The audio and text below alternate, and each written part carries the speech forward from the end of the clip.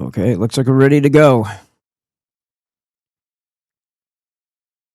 Yep. This is verified now. So, how has everybody been doing since yesterday?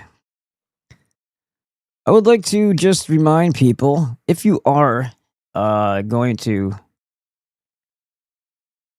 be doing it anytime this month or this week or this year, if you are planning on taking advantage of the Mem 10 for 10% off, it's valid until June 3rd. And you just go to Semper, SEMPERFRY, LLC.com. You just click that. And all this week I'll be making sauce, so you may see less of me after Dr. Glidden's talk tomorrow. So the food star is what you see up here. That's the one that's for everybody who passes through the website. MEM10 is for those in the know. And it doesn't work on the bundles because you already get free shipping with it and the gallon. But it works on the creatine and it works on all sauces. All right. All right. What am I looking at? What do you want? Oh, that's me. Hey. Cool. If you need to ask any questions about anything, let me know too. And also, obviously, if you go, what the hell? Just go back to that site. Dr. Glidden's membership, Dr. Monzo's book, and other things. And you get a discount by clicking that. And then Azure Well, the 90 essential nutrients. IP6 Supreme, Whole Food Multivitamin, Fulvic-Humic blend, super important. 3-month supply of your minerals. Cod liver oil, and the core copper is what I add on. See that? There's the core. There's Alaskan cod liver. There's the Fulvic-Humic, super important. And then you click one of these, and then you'll see. Can I pass it? There it is. Okay.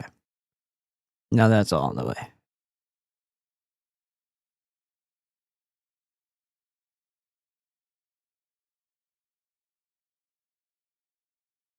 I'm here to help. If my help's not appreciated, lots of luck, gentlemen. There you go. All right, so I was looking at some things today, and I figured we'd get a better mind, put our heads around these other little details. Well, what about this? And well, what about that? We have to understand and assume that everything that we're being told is a goddamn lie. And if we fully understood and grasped where we find ourselves, and we're not always talking to one another either. Within this realm, there's controllers, there's adjustment bureau type people. There's ones that are programmed or here just to make sure that the illusion remains. And they may get aggressive. They may be insulting. They may try to make you feel stupid for asking certain questions, when to be curious about the answers that are supplied to you is quite natural because they're bullshit. And when you fully appreciate where it is that we actually are, and you can think about this in the metaphysical if you'd like. I am actually referring to that.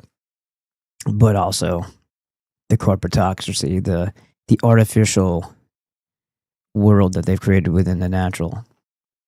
That's another layer of it. And the same rules apply. There's those who are the metaphysical gatekeepers and those who try to keep you in line for the artificial environment of the corporatocracy.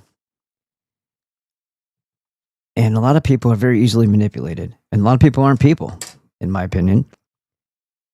So when you ask these questions, you really have to understand where the fuck we are. And I know that doesn't sound like it makes a lot of sense, but it does. Everything that they tell you is somehow related to a way to harm you, regardless of what it is. What is this shit? Oh, I don't care about that. All right. The DOJ is going on an anti-Semitism tour. That sounds like fun. Who's going to be playing? Would that be Matas Yahoo? Will he be headlining? The Beastie... Oh, no, I'm sorry. The Beastie Boys -1, right? The Justice Department, or the Dodge, is going on a 15-city anti-Semitism tour 2026. An unusual move, yeah, I would say so, for the nation's top law enforcement agency. Yeah, no, protect the homeland nationalism tour, right? The Justice Department doesn't want you to be a nationalist, doesn't want you to take pride in the place that we built. No, just the foreign fuckers who are trying to kill you. That's who they have to protect. Is it starting to? This is what I'm referring to. And every other thing that they do, which we already know full well that they manage and manipulate and operate. This very cult who hides behind words like anti-Semitism,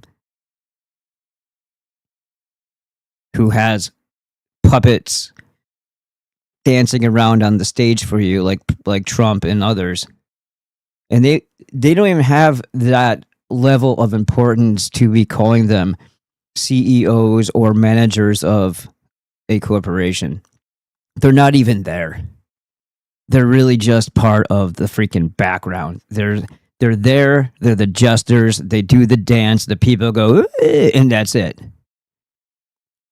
The true managerial people, I guess, if that's what they are, of the corporation, they're all the same. They're all the same entity, if you know what I mean.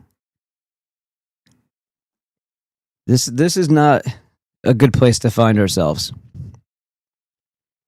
But it's really important, at the very least, to understand your health and understand that you need to reevaluate everything, but start with that, because that's going to be the part that keeps you around long enough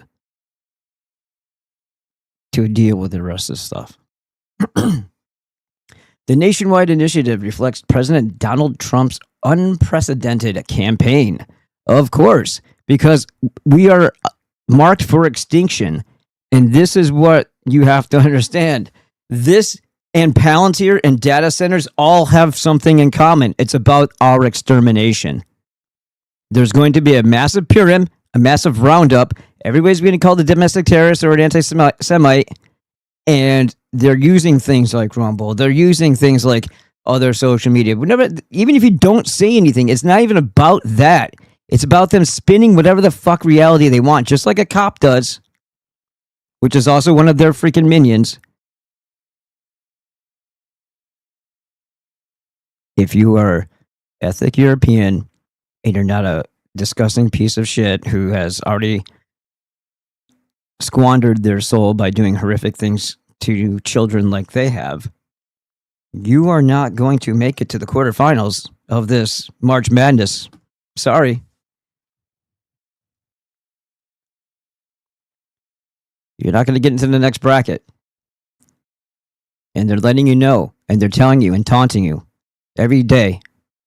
The scumbag, dirty-faced, furry fucking rabbis dancing around in delight, talking about how they need to kill the goy. The freaking psychopathic women every decade talking about how we need to eliminate the family, eliminate the male, eliminate whiteness, and destroy and flood the European with bioterrorist groids and pigeets and whatever else they can throw at you. Criminals from El Salvador, whatever. Just dump out your jails and send them to America.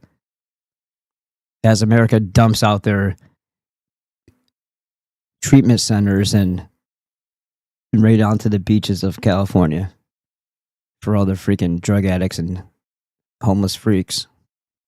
Because that's exactly what people who spend over $1 million on their beachfront property want.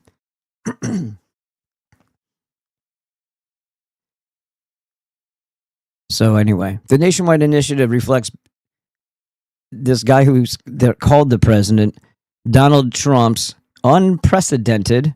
He's the president unprecedented campaign to confront anti-Semitism across America, says press announcement for the tour. As the press release points out, oh shit, fucking motherfucker, here you go.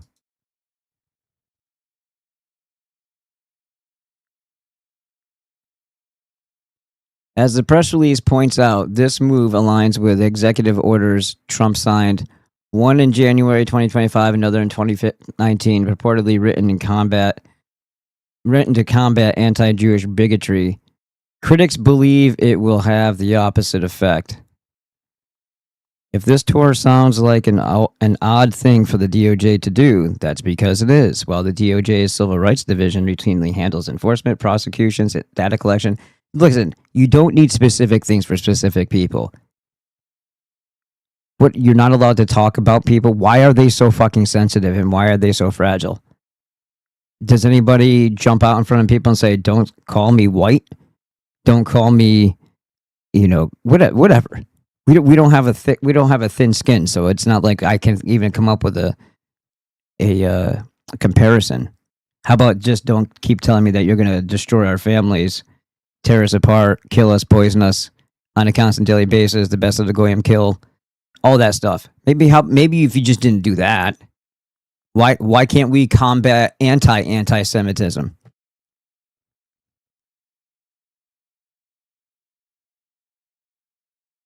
Why can't we go after the people who constantly threaten our lives and have the power to actually carry out those threats at the moment they do? And that's a bad place to find ourselves. I know I'm coming right out of the gate tonight, right? This is, yeah. So listen to this again, because this is the Palantir hand, this is the flock. What do you think that's all for? If this was about destroying or eliminating, as Ellison said, oh, the police will be on the best of their behavior. That dude is a fucking Zionist Jew. All he cares about is the protection of the Jews because of what they plan on doing to us. And they know if we find out before they're set up, they might have some real problems. Because what they're planning to do to us will make what the Bolshevik Jews did in Russia look like fucking like amateur hour. And that was pretty brutal and disgusting, in case you didn't know. The tortures that you hear coming out of Gaza, not even coming close to what they're going to do with us. We are the prize. America first. Yeah, exactly. That's their first priority. America will go down first, and the rest will fold. The people will. Obviously, their governments are already taken over. Their governments are already part of the corporatocracy of the banks, for the most part, minus maybe like 2 countries on the whole freaking snow globe that we have of what we think is the entirety of the world. This is coming. This is another warning that it is coming. And they're planting their seed and drumming up support. This isn't going to be an Erica Kirk tour where people laugh it off and stop showing up after a while. This is different. This is like a troop rally. This is I don't want to say it. It's like it has a tinge of better go see those cities before they're not there anymore type of vibe. If this tour sounds like I'm going to repeat it. If this tour sounds like an odd thing for the Department of Justice, which, by the way, if they actually cared about justice, do you think that they would be showing us, and this is how stupid they are. They've proven that Flock and all this surveillance isn't about, in like Ellison, it's not about stopping crime. Not that you need to go through those measures and destroy people's sovereignty, privacy, and all that just to do that in the first place. You can't make people guilty before they commit. This is all bullshit. This is Jewish nonsense because they're paranoid, because what they want to do to you and are planning to do to you is so wicked that they know that they have to protect themselves. That's where the paranoia comes from, because they want, and they're holding back all the time. Their desire, their eagerness to kill you and harm you in so many ways. They rip faces off of children and they eat them. What do you think you're going to do to reason with that? They abuse their own. They have no soul, no heart. These things are literally blanket. It's like blank face, blank stare, completely dead inside, disconnected, indifferent.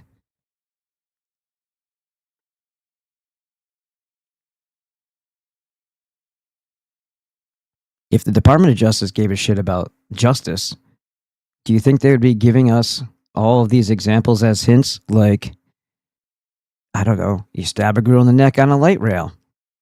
You get out because why? You're too much of a dumb nigger to stand trial, apparently.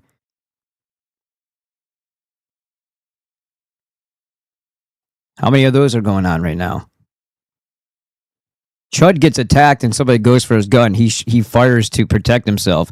But because he says the word nigger every once in a while, look what's happening to him. Do you see the difference? You can kill a completely unsuspecting, somebody who didn't provoke anything. You can be a male and kill a woman with a knife. You can light people on fire. You can stab a kid in freaking another country, and the cops will put the freaking the cops will put the cuffs on the victim because you'll tell them that you heard him call you a racial slur. This is where the DOJ is taking things. How many times do we talk about and do I read, yeah, they were convicted of rape. Yeah, they were convicted of, child sexual abuse. Probation, dismissed. 1 year, 2 year, 3. What is that? What is the signal that they're sending? If they were so concerned about justice and keeping things crime-free, the people with, 10, 20, 30, 40, 50 arrests, and sometimes 80, this is not a lie, those people wouldn't be going back out. Those people wouldn't be given a pass to like swipe as if they were going onto a fucking train as they're leaving the freaking courthouse. So don't give me, this is to stop crime. No, it's to stop us. It's to pin us down while they torture us. And if we complain about it, the anti-Semitism tour is all about don't squirm while we're torturing you to death. Don't you dare make a fucking sound while we torture you to death. While we harm you and your children and make you watch. This is what our future holds. I hope everybody understands this. If this tour sounds like an odd thing for the DOJ to do, especially in the light of letting people go constantly, and we've showcased that so many times on previous episodes, previous broadcasts, that's because it is. While the DOJ's Civil Rights Division, which, by the way, does not include the people who founded the country. The Civil Rights Division is based off the Civil Rights Act. We're talking about blacks and foreigners and all the people that don't even fucking belong here. That's the civil rights. Oh, and Jews, of course. We're not even included in. We don't have civil rights. We're the punished population. And when you look at what we've been discussing with the 1871 incorporation, the birth certificate, the certificate of live birth, all of these things, and how we're a commodity traded. Us specifically, the European ethnicity, although other and everybody besides the clan themselves. When I say clan, I don't mean the K. I mean the special people, the ones chosen by the demiurge, the serpent wolf cult fuckers, these Saturn child killing cults. That is what I'm referring to. They might be listed, but they're not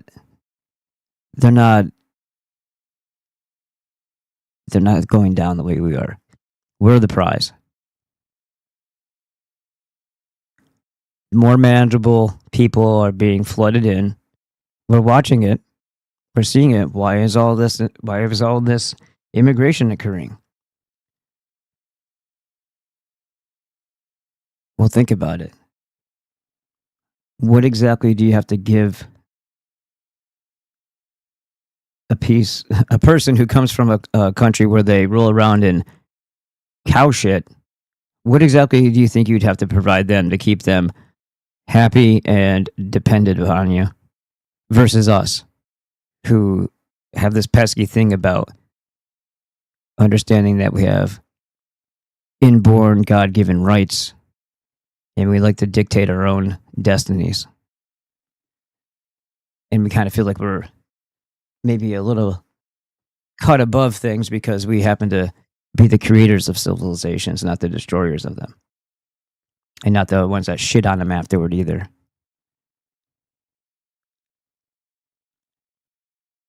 The Civil Rights Division does not include us.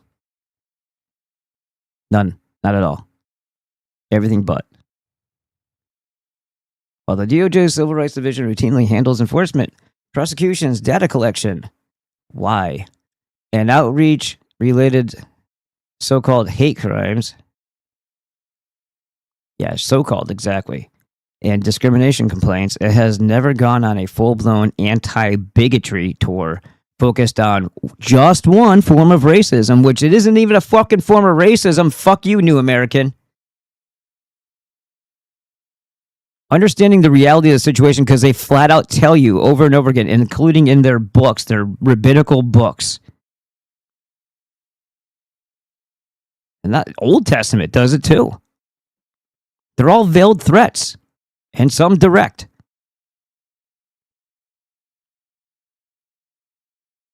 It has held listening sessions and roundtables, and the Joe Biden administration. See, this is what I hate about. This is what I hate about these fucking people who present these things in articles. It's like, well, it's unprecedented. It doesn't matter if it is precedented. If it's wrong, it's wrong. Just because you normalize something that's fucking bizarre and crazy doesn't mean it's better or okay. Oh, this is just routine, nothing to see here. It's normalized. No. This is an overstep by, I can't even call it the government, false authorities who self-elect themselves these roles of responsibility over us. And we let it happen. Every one of these things that we've gone over since time immemorial, since the beginning, would have been more than enough for an all-out restoration. I'd rather use that word than revolution. Without mercy. Because they're so fucking blatantly outrageous what they do. It has held listening sessions, roundtable, blah, blah, blah. Administration focused on anti-black racism, much of which was overhyped. But this appears to be something new. It's nothing new. It's just another round. Think about it. Like, unless I'm mistaken, when Judaism declared war on Germany from the comfy position of like New York City, how many fucking people in America gave two shits about what a Jew even was? Except maybe to be cautious of them if doing business.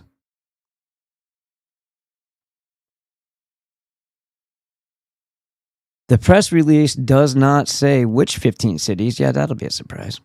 The department will be visiting, but it does hint at what the agency intends to accomplish. Right, new laws, new EOs, more public opinion molding. And on the strength of that energy, the economy, the human energy, by the masses of idiots who don't understand that they're being targeted because the language not that veiled, not that cryptic, is actually targeted against them. So, hoorah! All of it. Clapping seals. Well, yeah. The DOJ wants to increase reports of anti-Semitic incidents by local. Why? Whoa. Stop right. The DOJ wants to increase reports of anti-Semitic incidents by local officials. That sounds like they're saying they want more anti-Semitic incidents to occur. So if they actually gave a shit about the people that they're pretending are the protected, why would they want them to be harassed more? So what are they doing? Allowing things like, I don't know, certain platforms to continue to say what they're saying and doing what they're doing, and then they'll somehow tie in something that they're orchestrating with an actual, live event, meaning something will occur where somebody allegedly organically decides to do something stupid and violent, and then they'll tie it back to people on social media. Is this what we're talking about? They want to increase reports of anti-Semitic incidents. Well, how about they want to decrease the frequency of anti-Semitic incidents? Wouldn't that make more sense than they want to increase reports of them? That sounds like an artificial inflation, which they're pretty good at, of numbers to make it seem less or more severe, regardless of the reality of the situation. But the more they look like a victim, the more attacked that they feel. Well, oh my God, the bleeding hearts will come out. Stop picking on them. Stop picking on the demons who rape and eat children. How dare you? They'll run rape and eat yours too, and what make you watch as they do it, as they bleed you dry, literally and financially. But how dare you? Can I get a Greta? The DOJ wants to increase reports of anti-Semitic incidents by local officials, bolster collaboration between local law enforcement, federal agencies. You see what's happening, right? This is the digital checker locking into place. And Jewish communities. The ADL and that bald-ass motherfucker Greensplat is going to be all over this. Strengthen interfaith opposition to anti-Semitism. Oh, interfaith. Oh, the Christian Zionists, everybody. And the Christian nationalists, because who's that? Torba? Yeah. And address anti-Semitism here. So there's going to be a whole lot of religious manipulation and exploitation going on to try to continue to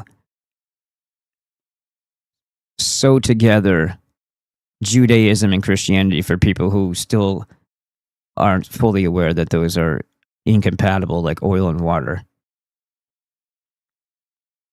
Opposition.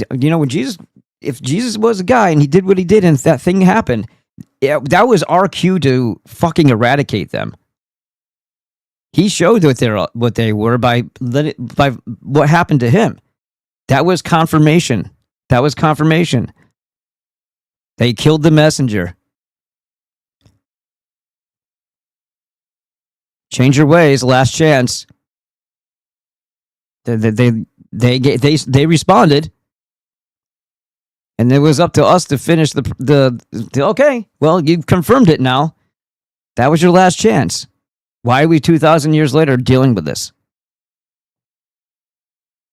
because we never picked up. I guess we forgot what our role was, because Jesus didn't come. If it came at all, he didn't come for us.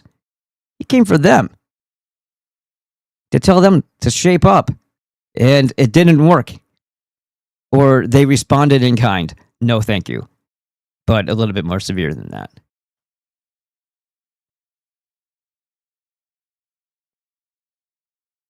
And address anti-Semitism in K through 12 schools. So they're going to do that to your children now. Take them the fuck out. Don't let them go to the school that day or whatever the hell. And teachers unions to ensure students are protected from this. What about everybody fucking else? Why is it just the Jews? Because that's the terraformation of this country right before your eyes. They're creating the world that doesn't have the ethnic Europeans in it in America anymore. That's what they're building. And everybody else will be a minority. And everybody got to be sensitive. But fuck that white people. Fuck the ethnic European or Mediterranean, whatever you want to call it. You know, Gothic Aryan, Germanic.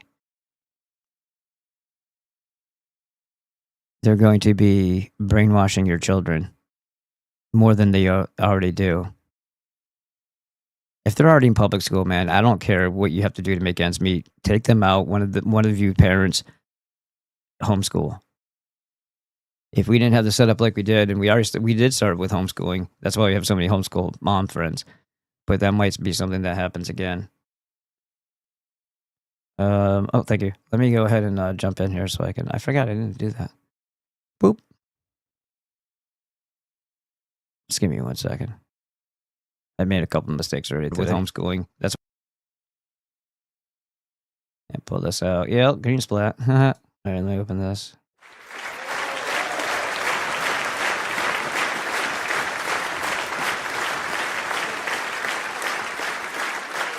And is that one of yours, Alex? You got a pet? Had that little Jew on me, and I'm still eating red meat. There you go, bro. Anti-Loxism. I like it. Dan Sidman says, made it. I'm no fan of Ken O'Keefe, but he posted a vid of him at the school in Iran where Kikes did that satanic ritual sack. Oh, I know. I was watching. I have a couple of Instagram clips. One of them's that. You know, I don't try to get into people's personal lives. I'm sure he's got his own demons or whatever. And what I just don't like is when people are literally like on the payroll for the exact thing that they pretend to be against. That I don't have any tolerance for that. And if there's even a potential that that's a thing, then fine. I will take whatever the information is that's valid and that is impactful to help, you know, my understanding and others when I share it. But I don't have to take the person with it. You know what I mean? I'll take the points, but I don't need the person, because I don't. If I can't fully understand whether or not, if I can't fully trust where they're coming from, then I don't need to also promote them. He was supposed to get on a talk. Ken O'Keefe and Dave and I was setting it up. He said anything for Dave, and then we didn't hear from him for right up until almost the very beginning. And I tried to reach out to him a few times, no response. And I was like, we just need a confirmation, so we're doing what we're doing. And then the day of, I'm like, Dave, fuck it, forget it. I'm not gonna make you show up just for him not to be there. And then like towards the very end, he's like, oh, is this blah blah blah? I go, no, not anymore. Sorry, later, bud. Because I don't give a fuck who you are. If you don't have the common courtesy to like communicate, I don't give a shit who you are. I made the effort. You didn't respond, and then at the very last minute, you want to get all the. It's fuck you, dude. So I didn't. I said no. We can just skip it, dude. Thanks a lot. So a euphemism for struggle session. A euphemism for struggle session. Yeah, I'm just reading because it has a question mark like that. Edward Snowman, thank you for being a producer of the Ballbusters broadcast. Yeah, today's one of those days. Nothing is. Yesterday was amazing. I felt really good yesterday. I think today it's just. Oh no, something's off. Something's off. Dan Simmons. Oh, you guys talking to each other? That's the number I keep hearing. 201 is the number. Okay. This post gets 5 anti-Semitisms out of 5. We hate white people, exactly. But that's okay because there's not even a crime or anything to be upset about. If you hate white people, you should, because I mean, look at them. They're inherently racist. I couldn't imagine why. If everybody else wants us dead, why would we be inherently racist? Is that like I don't know, a survival? You know, is that an aspect of survival? An attribute?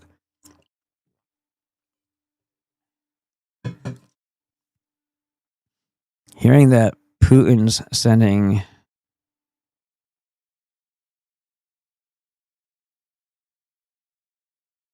what's a Rishnix to kill Zelensky. Hopefully he gets his ass. I pledge allegiance to the kike every morning before homeroom. Well, we actually do if we're holding it for that. Yeah, since that thing doesn't exist anymore. Conflation, great insight. They're finally moving some actual pieces. Think some bishops are gonna fall. Christopher Lee Stetler, thank you for dropping in. Hamilton's like you're Aaron Burr. And yeah, being ignored is frustrating as fuck. What do you mean?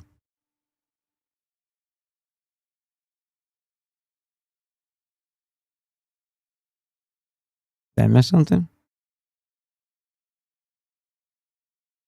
Oh, you're talking about Keanu Cave. Sorry, I know. South.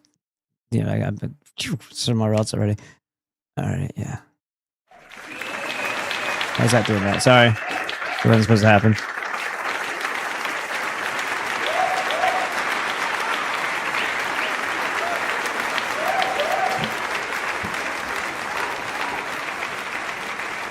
You were right there. Hold on. The tour will be led by Leo Terrell. I guess we'll have to highlight that name. See if he has peyotes hanging down from the side of his head or not. A negress. Of course, why wouldn't it? Civil rights, yes. The Attorney General for Civil Rights. Nick, please.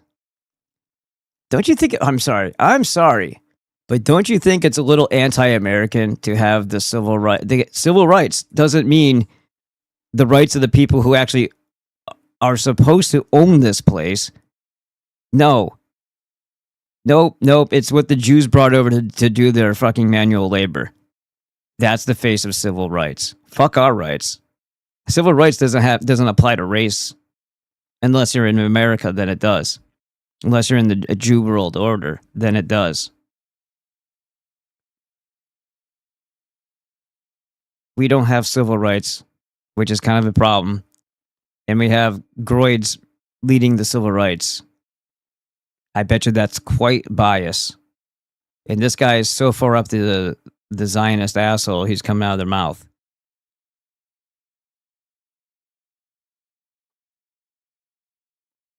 Yes, I love here. Let me reread what it says here. It says, "On this Memorial Day, I give my thanks to those brave men and women, as long as they weren't those fucking crackers, who made the ultimate sacrifice for our freedom. We will never forget you."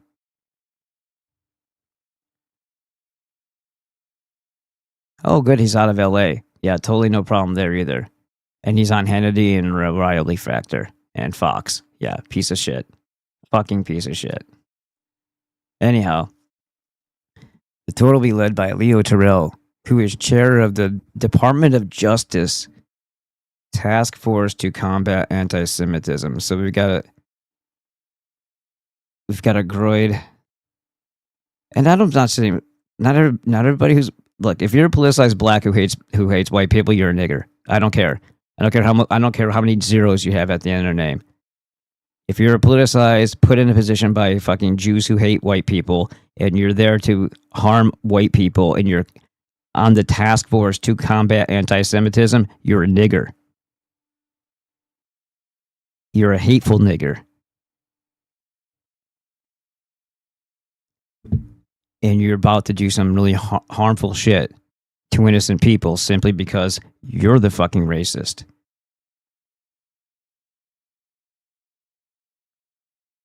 Terrell, it just so happens, also has a history of tax evasion.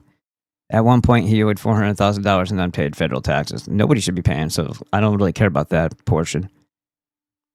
We should all be able to get away with not paying that tithing to the Holy See or the Jews.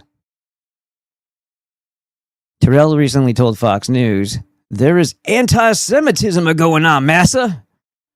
But where is the prosecution of them there hate crimes?" That's what was on your mind? Not, hey, look, they let another nigger out who killed a bunch of girls. You were like, why isn't anybody murdering people on behalf of the Jews whose feelings were hurt? That's what you were thinking instead? Why aren't there more white people dying and going to jail forever? Because they bothered one of the Jews mildly, simply by talking about the very history that's true. How dare they? How dare they share with other people the long history of abuses, the poisonings that they're doing at present time, and prolifically through governmental bodies and everything's on the up and up. Forever chemicals are completely okay, except for like even things like the UN and the WHO say, yeah, those things are going to kill everybody, but we're still using them, and Trump doesn't care. In fact, he made glyphosate, so there's no liability, and so too are any vaccines that will ever come around his time. No liability. Not that there's not also just a blanket lack of liability, but since about 1986 or so, we're being poisoned to death, but that's not good enough for them. They need accelerationism. They need eschatological accelerationists to push forward the agenda, because they're on a schedule of something. I have no idea what. Maybe a big ball falls from the sky in a couple months or a year, and they want to be firmly placed underground when it happens. Who knows?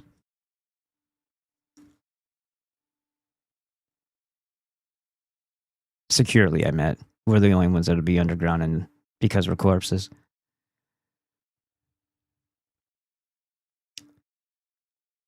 He said there is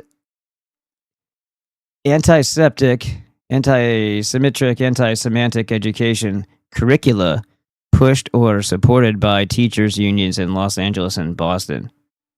Really? What is that? What in the Jewish educational system is anti-Semitic? What this much leeway for a teacher to say, but you know what really happened was, like, what are you talking about? What are you talking about? They don't tell you who was actually in charge of the slave trade in school. That's not something that I learned. I thought there was big bad British men that did that. Learning to think that your own kind are jerk-offs when this wasn't the case. What is it that you can remember from your high school days that made you be like, yeah, man, fuck those Jews. Just like my teacher said. Just like those books taught me. Those Jews are bad. Nothing at all. This is just bullshit. They're just going to whitewash and omit. And how do you mean whitewash? Like they're just going to obliterate whatever elements of history still inspire an American spirit within us, because they're going to label some way or something anti-Semitic or racist. simply by talking about it. Oh, you can't talk about there was no Thomas Jefferson because Thomas Jefferson had black people. Okay. This guy once said something about a Jew. Yeah, they all did because they knew there was an issue. There's going to be no founding fathers when they're done. And if you do math the wrong way, you'll also be a racist.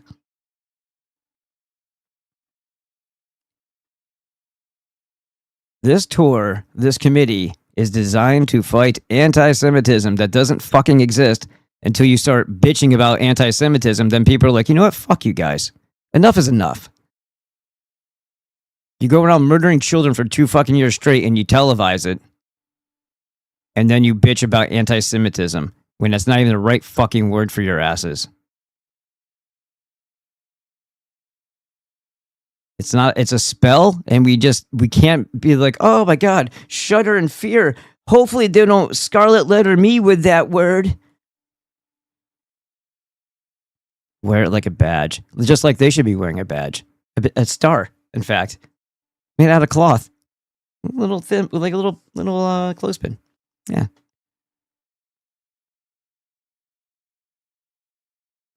This tour, this committee is designed to fight anti-Semitism at the local level so that we at the federal level can work together. We have to work together so that we can work together. That's basically what that said. That's fucking retarded.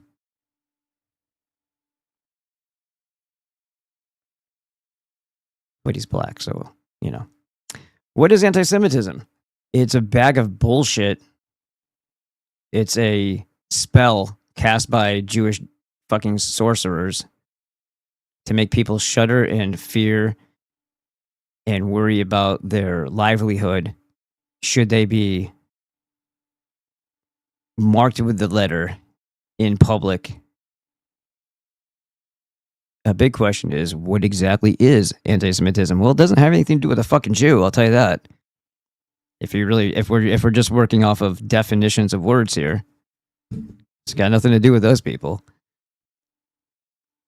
And it's also just another robbery of another identity that's not theirs. Just another co-opting of another piece of shit lie.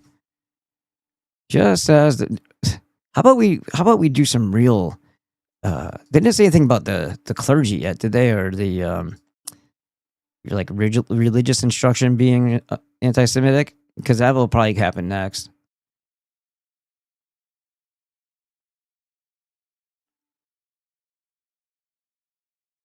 Jew will be the new white, as in the dominant group here. Just as there were attempts to redefine racism during the peak of Black Lives Matter influence, it appears there is a similar attempt to expand the meaning of anti-Jewish bigotry. Right. Because if you say Israel, Zionism, Kabbalist, Talmud, if you're white and you say any of these words, you're already, it's like saying nigger, right? You're not supposed to do that because some nigger tells you you're not supposed to say it.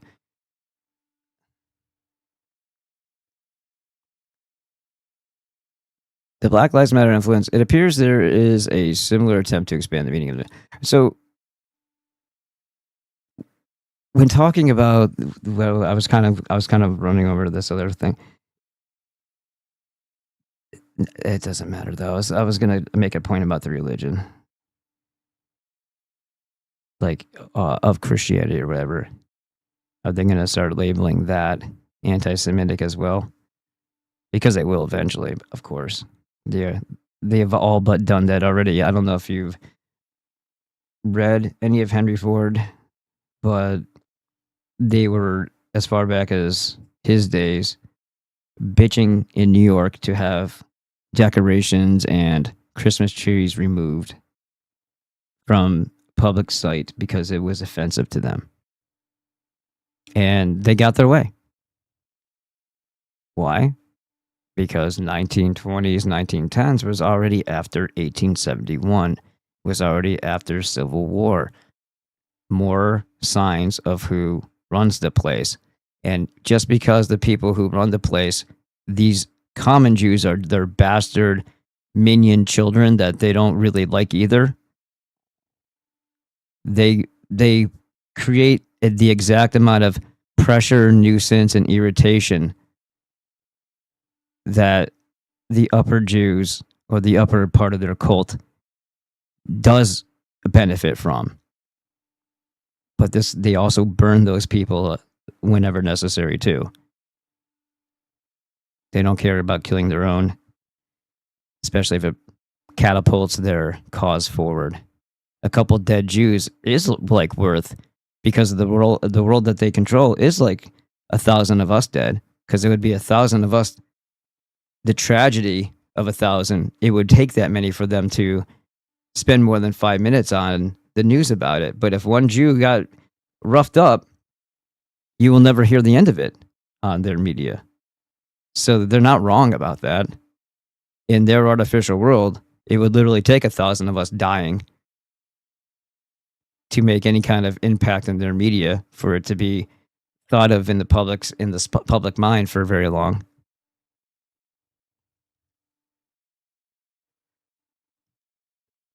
Based on a report by the American Jewish Committee, I'm so sick of all these things.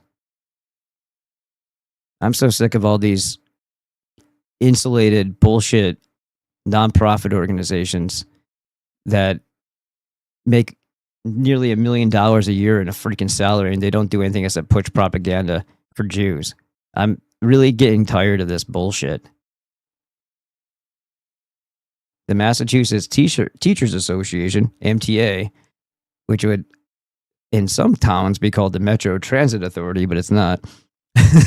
Massachusetts Teachers Association endorsed materials that evoked language and images that were violent. Oh, go after the Teachers Association now, because you evoked thought and discernment.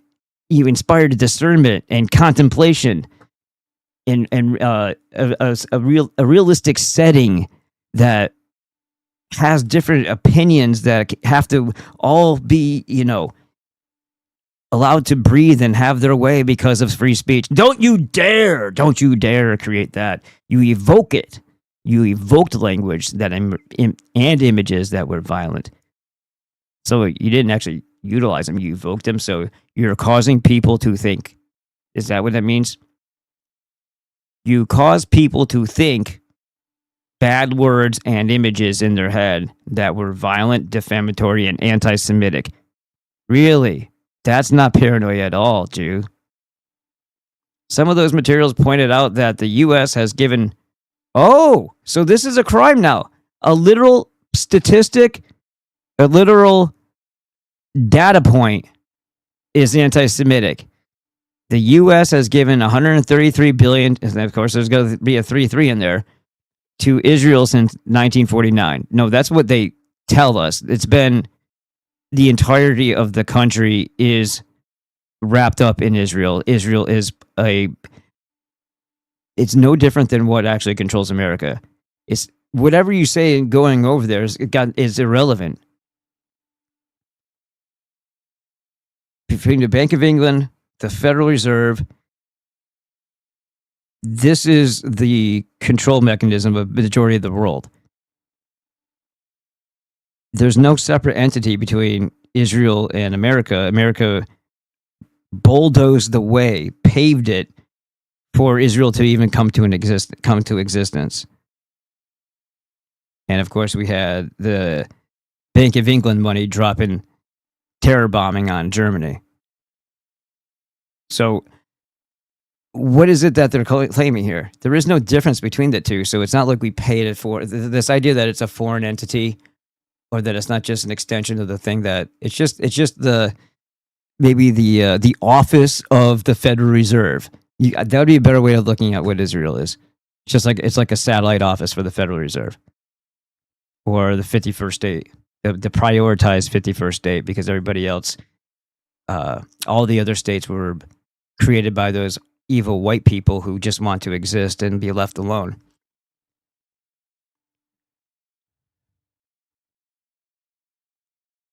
So if you are in the Massachusetts Teachers Association and you say that the U.S. has given $133 billion to Israel since 1949, and that's based on just one way of counting the money, the MTA also endorsed resources that sided with Palestinians over Israeli army. You mean like when they're murdering them, unarmed children? Yeah, see, all this stuff is anti-Semitic, guys. Do you see what I mean by you don't have to say anything and you're going to go straight into the... they are going to be the Jewlogs, but they're not going to be for the Jews. They're going to be the gulags for us. Like those data centers. Got an awful lot of space there. Like they used the asylums turn of the century. Those massive asylums. And then there was no more adults. Wonder what was going on in there. Oh, by the way, that was also post-Civil War. And during the time of the incorporation. A couple details of our not so distant history, I think, have been kept from us. What do you think? And detail the violent way in which 1940s Israelis displaced the people who were already there for the purpose of establishing modern Israel, which is all, yeah. And detail the violent way in which, So now you can't even talk about history. If the Jews did something horrifically evil and wrong, utilizing terrorist groups to do it, actual literal organized crime syndicate to do it, and you just explain that that's what happened because that's the history of it, you are an anti-Semite, and someone's about to lose their job. The resources also included a poster depicting a person wearing a kiffiyeh. That's not the same thing as a kippah. I don't know what the kiffiyeh is. And carrying an assault weapon besides the words, "What was taken by force can only be returned by force," the report noted. You're fine. I'll take a look. Let's see. How's everybody doing? Good? Just show me a picture. Okay, that thing. California lawsuit in Pasadena, California. Why can't people have their own opinions? If blacks and Black Panthers can be a thing, and militant groups that are directed at white people rather than the Jews that caused all of the problems in the first place, but then also forced the white people to pay for their existence, they should be thanking us, not hating. They should be more pissed off at the Jews.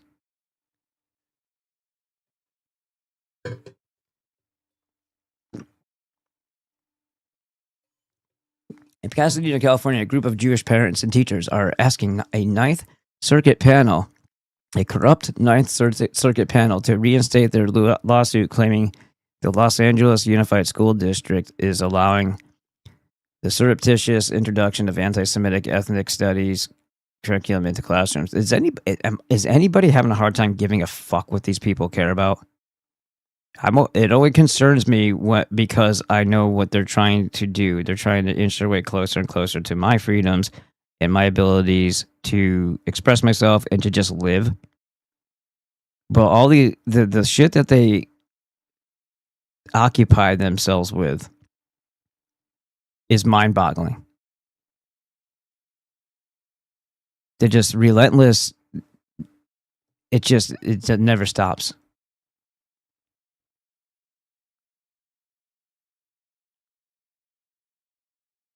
It's allowing surreptitious introduction of anti-Semitic ethnic studies curriculum into classrooms. Great, it's a good step forward. They claim the curriculum describes Zionism as a settler colonial ideology that justifies ethnic cleansing and Israel as a fascist dictatorship. Well, fucking good for them then. Good for them. And I thought nothing good came out of school districts in Los Angeles. This, in turn, is creating a hostile environment for Jewish children and teachers at LA's public schools. You know what it's starting to sound like? It sounds like they're liberal soft heads aren't buying their bullshit anymore. Because for it to be part of the schools, it's some whiny bitch with purple hair who's virtue signaling, and finally for the right reasons. That's what it sounds like. It sounds like they've pushed everybody so goddamn far that even the liberals who would have normally stood up for anything that looks like it's being oppressed finally said, you know what? You're the oppressor. In 2024, a federal judge threw out the lawsuit on the basis that it hadn't been implemented and that education is not harmful. The judge appointed by Barack Obama said the essence of plaintiffs' alleged injuries appears to be that they are aware of the challenged curriculum, disagree with it, and fear it will be adopted or used in Los Angeles Unified School District classrooms. But it is far from clear that learning about Israel and Palestine or encountering teaching materials with which one disagrees constitutes an injury. And what if free speech? And what if having all the... If it's a fact, it's a fact. It's like, facts don't care about your feelings. Rather than trying to stop people from reporting on your behavior, change the behavior. If the DOJ considers this behavior worthy of legal repercussions, it confirms critics' concerns that the government is trying to use the mighty hammer of the law to quash not necessarily bigotry, which it is not its place to do anyway, but criticism of a foreign nation and America's relationship with that foreign nation. It seems a major goal here is to censor criticism and objective facts, information that even Israeli officials and media point out. The U.S. is indeed giving billions in aid to Israel. It shouldn't be giving money to any country, especially since the national debt just surpassed 100% of GDP. That view aligns with that of the United States framers and millions of Americans. And modern Israel, like most countries, was indeed born out of violence. The Israeli army did displace the people who were already there. Well,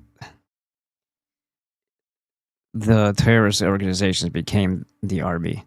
So what does that tell you? Pointing this out isn't bigoted, it's fact. If it's truly a concern, the DOJ would have to be consistent. It would have to launch a tour to quash anti-American bigotry in university curricula that points out that the U.S. displaced some Native American tribes as why did you go there? Why did you go there?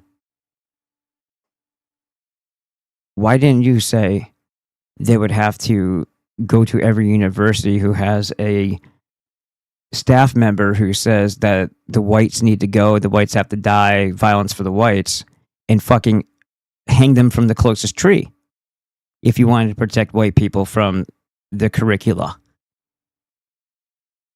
All these universities scream groids because that way they don't get in trouble. It's either a Jewish woman or a groid screaming for our deaths. And nothing happens. Instead, they're coming out to service the bitching needs of the Jew.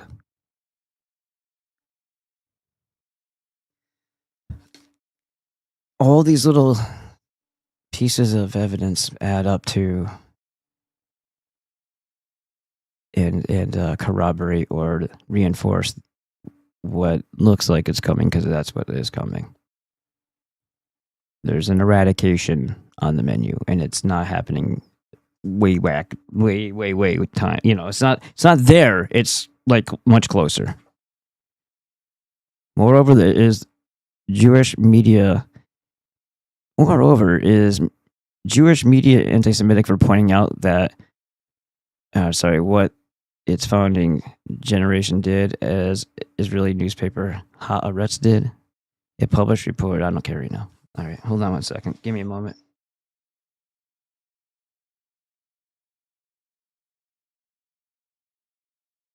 today's not a good day. And I just realized I was like not having an easy time thinking or talking. So I got to get up and grab something. Today is not a good day for my brain. How to prevent Lyme disease. And does it really come from what we think it does? That'll be coming up soon. And that would be our bro right here. This is from 2013. The truth doesn't change. So it doesn't matter when it came from. To whatever extent the Anti-Defamation League can be taken seriously, it alleges, of course, that would be the New American soft pitch there, because they're a bunch of communists created by. I mean, this is John Birch Society, basically, which is a creation of Nelson Rockefeller money. Ultimately, to whatever extent the Anti-Defamation League can be taken seriously, it alleges that the number of anti-Semitic. I'm so sick of even repeating that word right now. I don't want it. It's whatever. Incidents in 2024 was the third highest total since it began keeping track. Right. Well, how do you fudge those numbers? Oh my God. You see what they allow in social. Well, if they own all of the media, then, like we were saying this whole time, it's obvious they want you to see this. Otherwise, they would have been able to censor it. So, the more bad publicity is out there for them, the higher the numbers are going to be of anti-Semitic remarks. Right. But that's not if we knew about that 30 years ago, or if they had social media at the level that they did 30 years ago and they started bombarding us with all the shit that they've done in the past, then of course the reaction would have been the same, because people typically understand what wrong is and are upset when people are constantly doing wrong, especially to the most innocent.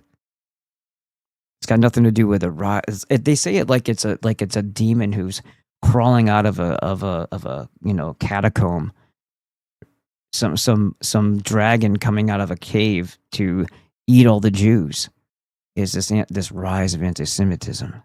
It's like, I don't know where it came from. I don't know what it's all about. It's just that there's these really, really, really racist people out there that just every once in a while, if you don't squash them and beat them down and kill them all, they'll kill us.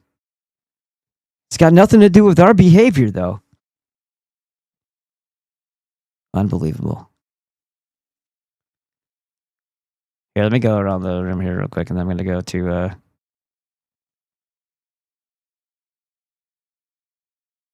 Russian hypersonic. Oh, cool. Thanks, Dan. Dan said, okay, you guys talk to each other. And Edward Snowman says, yeah, when the entire world is united into a single sacrifice mob of impunity, a sacrifice mob too big to fail, then all war will end, and Satan will no longer be forced to throw sons into the fire until getting its way, right? Wrong. That's incorrect. Unity with the universe is no solution in the outside world. Like that. Yeah, we'll definitely see soon, hopefully within the next 24 to 48 hours. Have you no sympathy for the piles of shoes? You didn't have a pile of shoes. Pole Pot joke, right? That's funny. In high school, my priority was hockey and chasing broads and miniskirts. That's right, Irvat. That's what normal people do. I only have room in my heart for 6 million shoes, Edward Snowman said. They've already exceeded their. They've already hit their threshold of sympathy. Certain priorities have stayed the same. That's funny. Yep.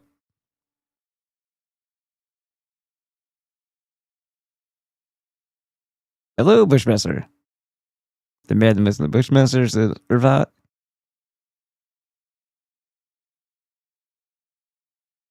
Kafia. Did I pronounce something wrong?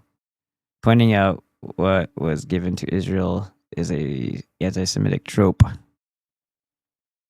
Probably one of their brown bioweapons turning on them. Just regular old school screw up, not that smart.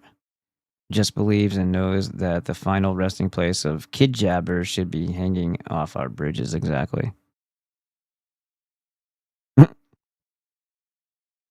I've heard of such a thing. Wait till I tell wait till I tell L. There it is. Wait till I tell L about this. I could be chosen to be the alien snoot installed like Rudolph, and I can take credit and go down in history.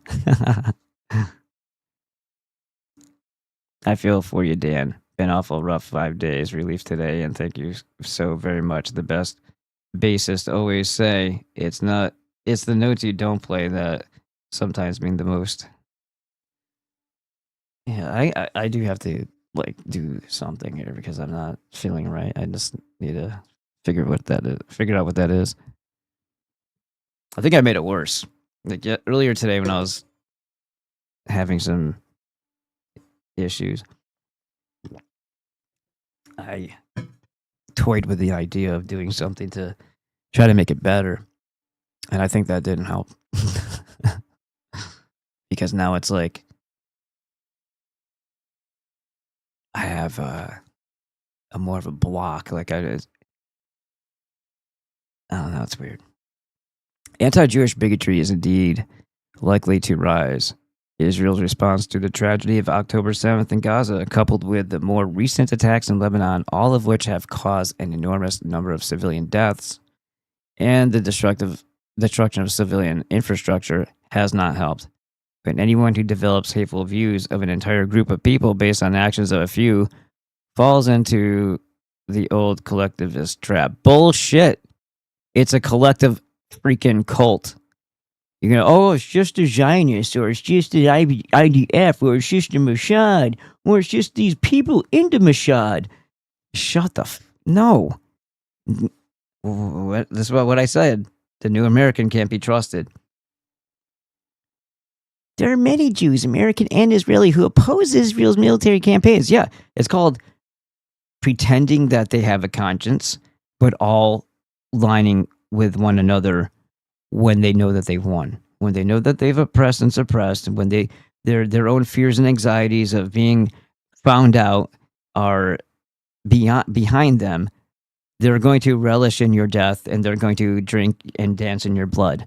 It doesn't have any boundaries like that. If they're in the supremacy cult, and that's what it is, a cult, all Kabbalists doesn't have anything to do with ethnicity when it comes to just the Kabbalists, the fellow travelers, and the fraternal orders. All of them are in these positions of power, the levers of control, and they are, if they are of that supremacy mindset, they have but one goal, and that is specifically our demise. There's no reasoning with that. There's no coming to a compromise with that. There's not going to be. There's only one goal. They only have one. Oh, we'll just kill half of us. No, that's not. No.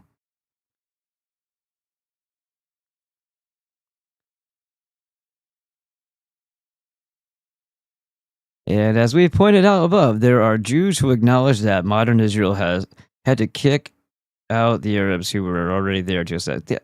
Oh, so if a Jew says, "Yeah, we did kick them out," oh, you must be one of the good Jews. What? Censorship is not the answer. Silencing people with the law is not the answer. It will only inflame hate. Well, that's also what they want to do. Because here's what the goal of this little mission is actually, is to be exactly what it is.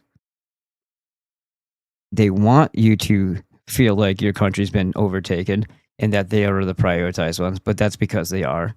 They want a reaction, and they're going to have they're not going to wait for an organic response because it won't come, because people are smarter than that. So they'll have the HTs reactivated like he was.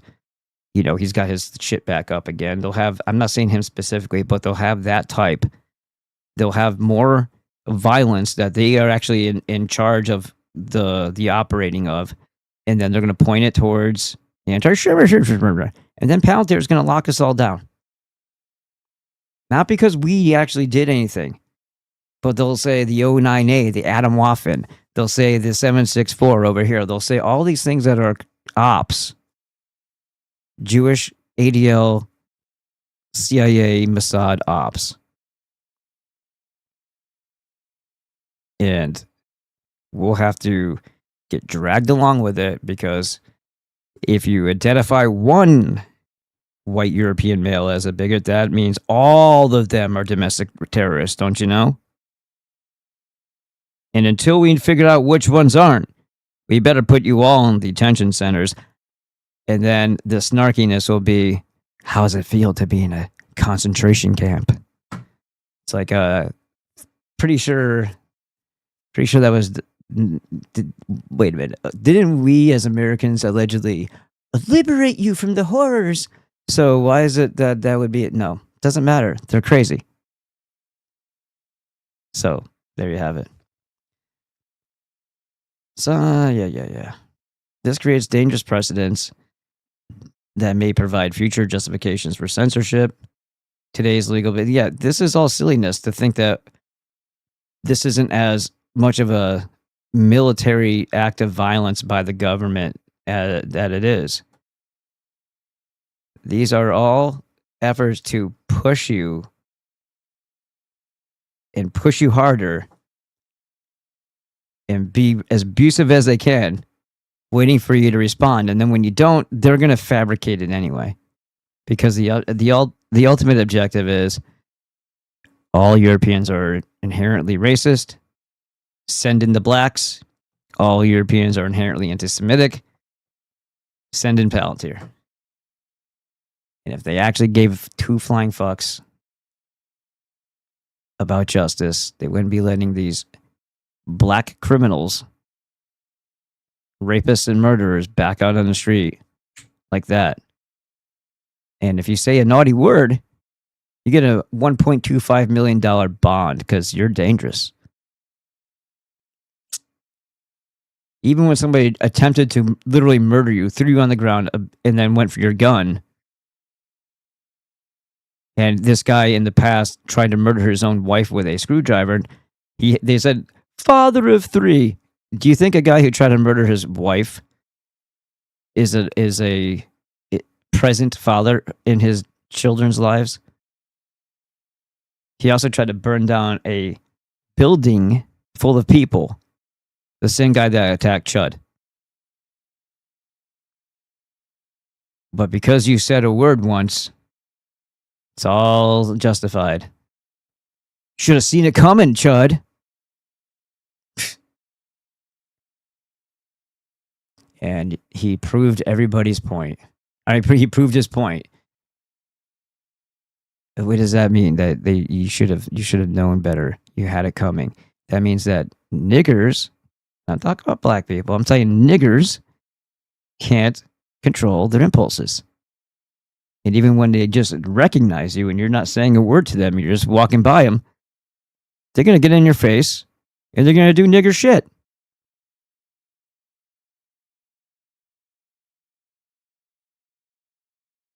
What's up, guys?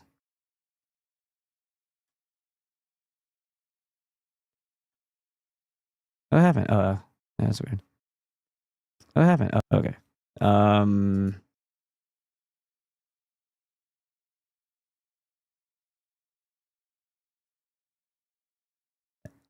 All right, I'm gonna go ahead and put on this get up stretch. Be right back. He looks a lot different, doesn't he? That's Dr. John Bergman. Good. Well, tonight we're going to be talking about Lyme disease. So it's interesting because we've got comments from literally around the world. I mean, South Korea, Cambodia, Australia. This one was from one of our YouTube followers from Scotland. Asked about Lyme disease. Now, what's interesting about this, does disease exist? Do bacteria cause infection? So let's look at some of the stuff. Well, first off, it was first thought to be discovered back in the 70s. This is why I wanted to see this, and I wanted everybody else to see this, because I keep saying, well, is it really from the ticks? Is this what we're really going with? It's just not another cover-up for another type of poisoning event or radiation or some other thing that they do to you, and then they just dump a bunch of ticks out at the same time and say, oh, look, it was the ticks. So that you're like, oh, it was the ticks. Certainly not our government or the thing that pretends to be our government trying to kill us all the time. Certainly wasn't that. See what I mean?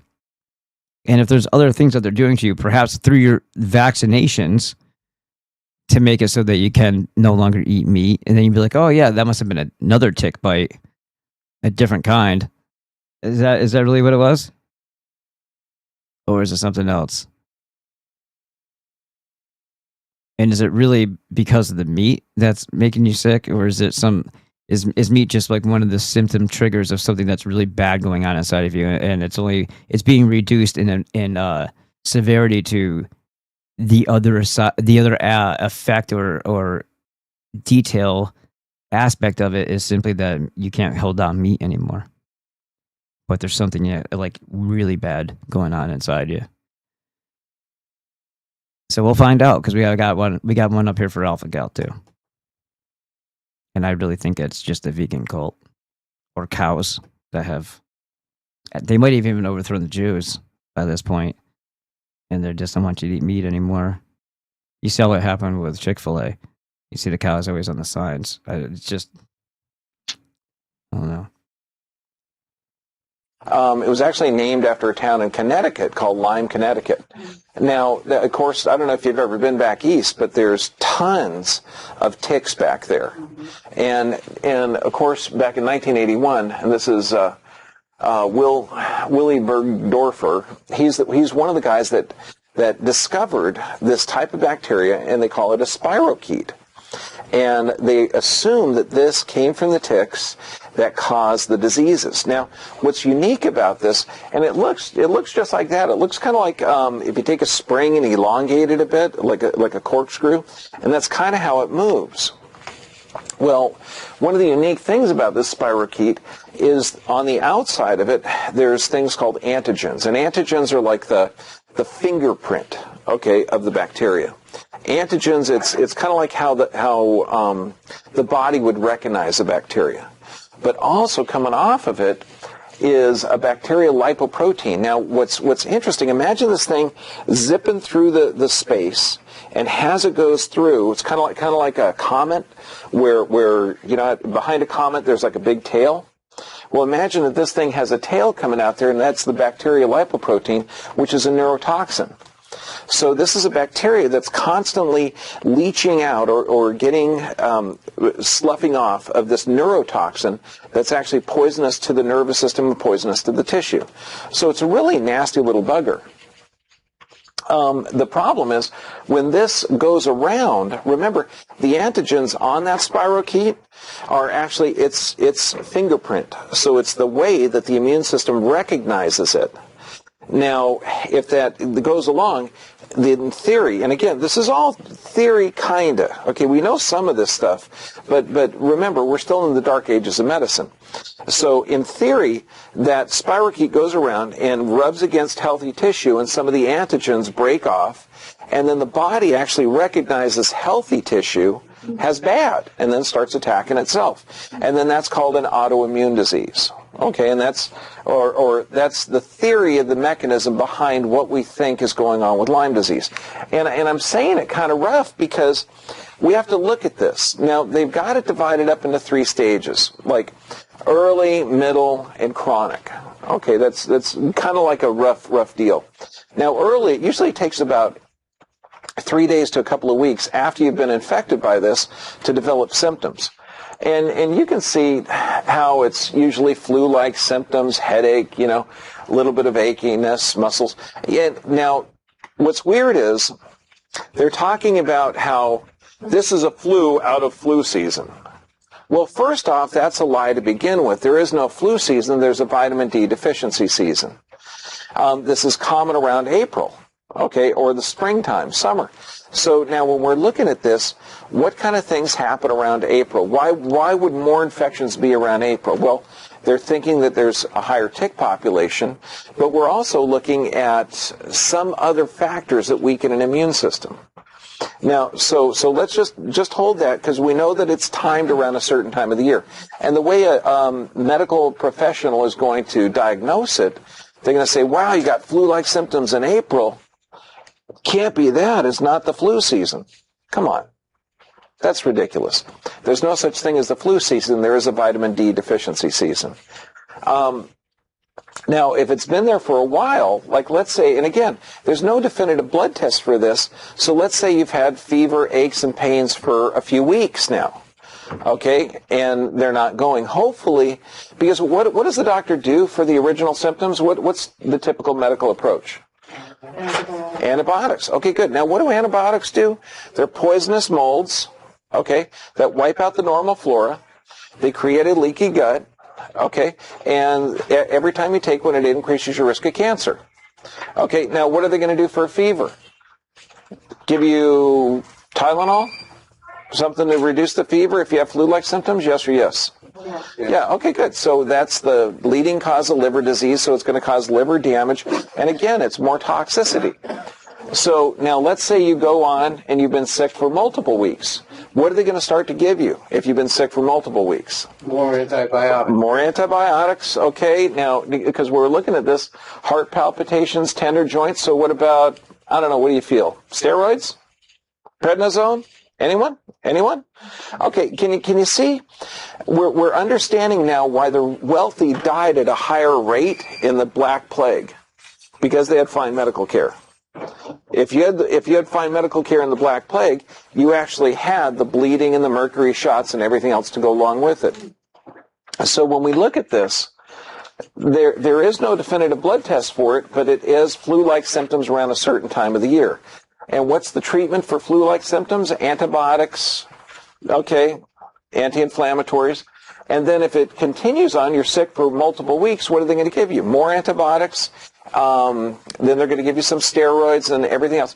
And if you're sick for even beyond that, let's say you've had multiple. Now is when we're getting into the neurologic problems, okay? And the neurologic problems on chronic, panic attacks, delusions, painful joints, memory problems. And this is why when you're starting to look at Lyme disease, it's like the great mimicker. You know, there's not really a definitive answer for what it is. And multiple people are misdiagnosed. See, when you've got this muscle ache, joint pain, soreness, malaise, and there's no blood test for it, you're going to be diagnosed with everything. Fibromyalgia, rheumatoid arthritis is the same thing, but there's going to be an RA positive. There's a blood test for it. However, a lot of people with rheumatoid arthritis don't have that RA positive. Okay, we've actually had patients in here that were diagnosed RA positive. Wow, bam, let's put that label on you, rheumatoid arthritis. A few months later, we get their immune system working right. They have a blood test RA negative. Then you look at lupus, Crohn's. And then, with the weakened immune system, are you more predisposed to infections? Yes or yes? Yes. But when you're looking at Lyme disease, they're saying, oh, it could be mycoplasma or candida or cytomegalovirus. So it doesn't make sense. When you start looking at this, does the bacteria, does it cause it? And then you further look into the research, and they say, wow, it comes from ticks or insects, A lot of insects have the spirochete. Bullshit. But why is it mainly just the tick? We don't know. And then they're saying, well, in mom to child and sex. No, we're finding the spirochete in mother's milk, but there's no history of transmission. They haven't seen it.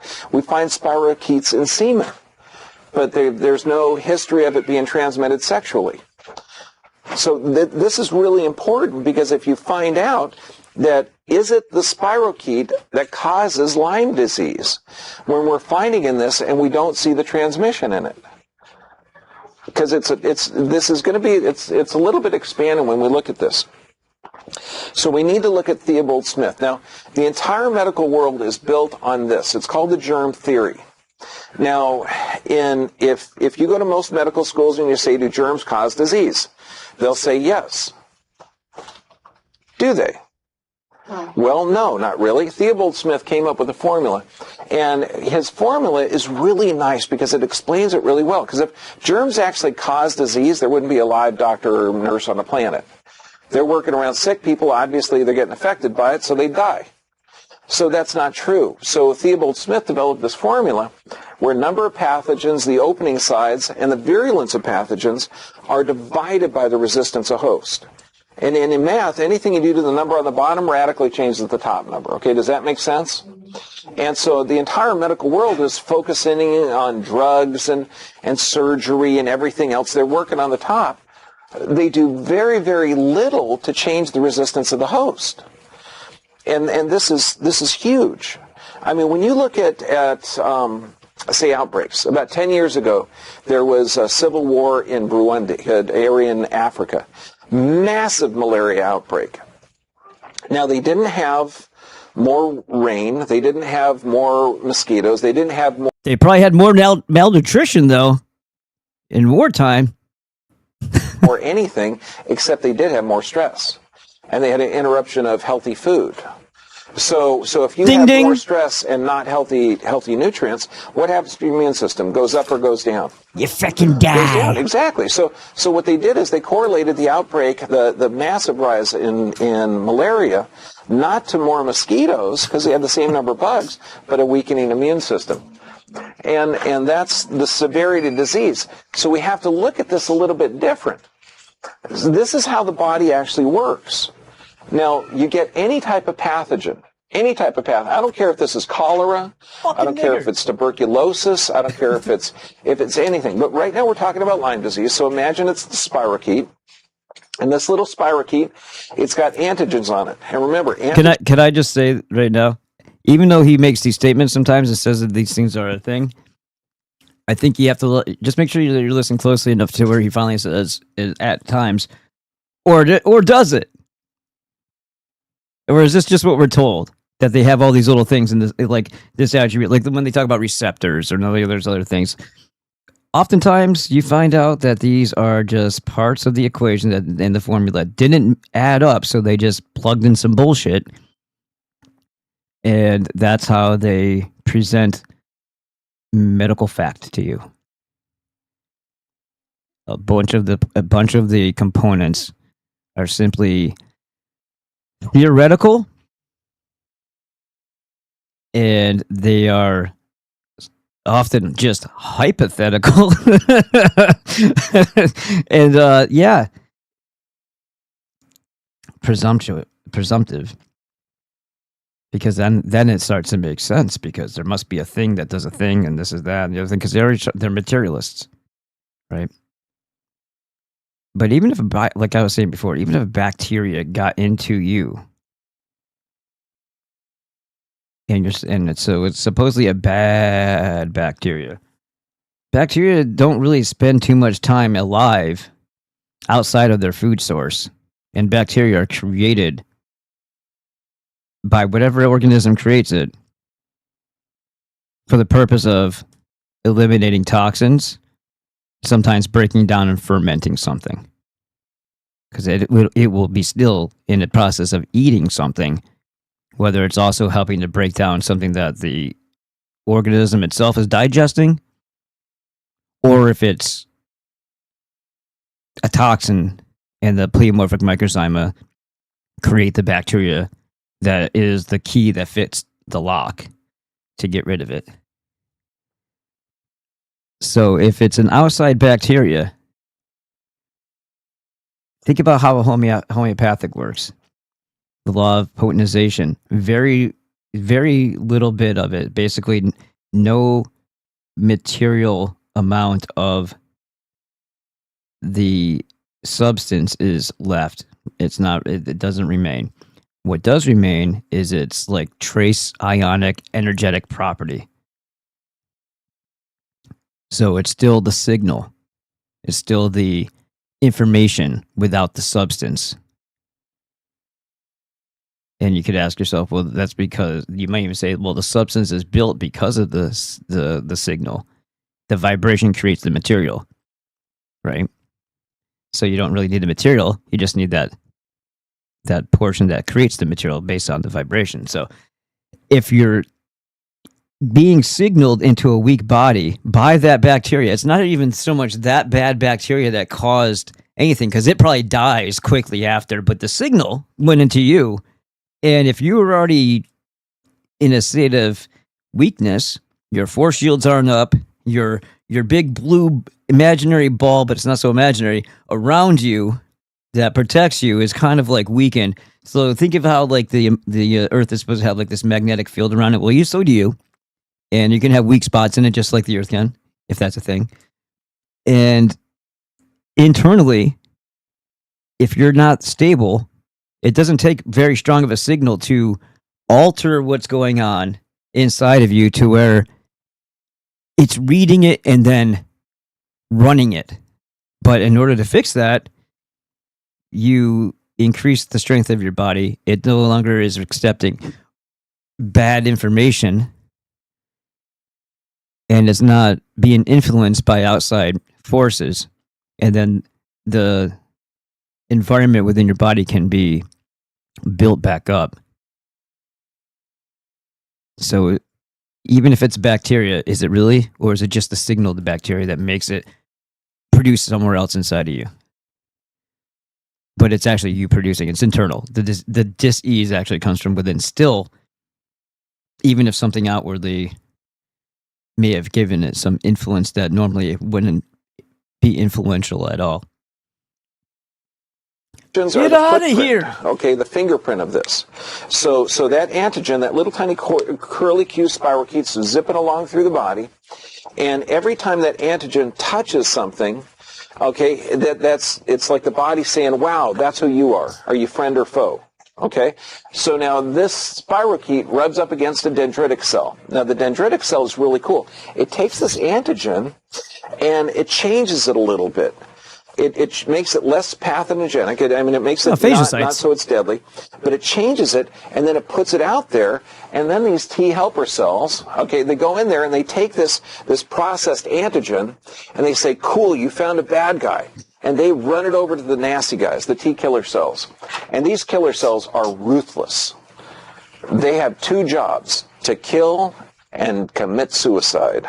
They're amazing. Amazing. Sounds like the pleomorphic microzyma going back to neutral state, the suicide part after their job is done. Once the killer cells know what to look for, it goes in, attaches it, and kills it. Okay, and that's the cycle. This is why I work around, every day about 250 people come through here. And, probably 10% are doing antibiotics because they don't understand that antibiotics aren't good for you. So there's antibiotic-resistant bacteria on them. This is why they're sick. Okay, this is why. I work around a lot of different germs. I'm not worried about getting sick because I have a healthy immune system. You're not going to get Lyme disease. It's not really, yeah, I guess you could call it an immune system, but I think people's understanding of that is not like... what does that mean? Where is your immune system? Point at it. Point to your immune system. Then stop talking about it, right? How about the overall wellness of the entirety of your body? That would make more sense, like in the holistic sense, right? Instead of thinking your immune system is a bunch of antibodies floating around inside of you, which is complete nonsense. And things only form when they're necessary. So you're not going to have things floating around your body to combat things that aren't there. It wouldn't make any sense. And if that's even the model, because I challenge that idea too. Because that's the war model. That's the opposites cure opposites type of thing. It's like it's a battleground rather than a matter of influence in the body. And then the stronger the influence is prevails. And how do you get the positive influence to prevail and to heal the body in the process? Well, the things that the Jews and the demon cult have stolen from your food through a long process of poisoning and depleting the soil and attacking agriculture ever since they met us because they hate us. They hate the sun and they hate agriculture. These are two of the things that the Gothic Aryan people brought with them. We read about this all the way back in Sumeria, and the British Edda is the preservation of that story.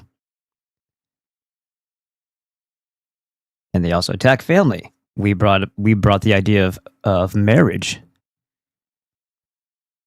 Interesting, huh? Everything that we initially first encounter, expose them to, are the very elements they use. They attempt to destroy when dealing with us 5,000 years later. But destroying the agriculture destroys the nutrients, destroys the health of people, because you're destroying their food. Long history of that occurring. In addition to that, you have the poisons that are added,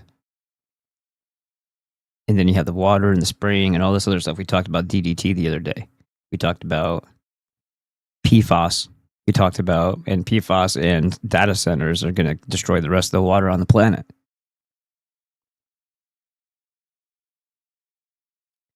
And maybe they're just sucking all that water underground for their own survival. And they're calling that a drought. Maybe it's not even going to the data centers. Maybe it's being sucked underground for them. Because whatever's about to hit the surface is about to fucking wipe us all out, whether it's their missiles or something else. Who knows?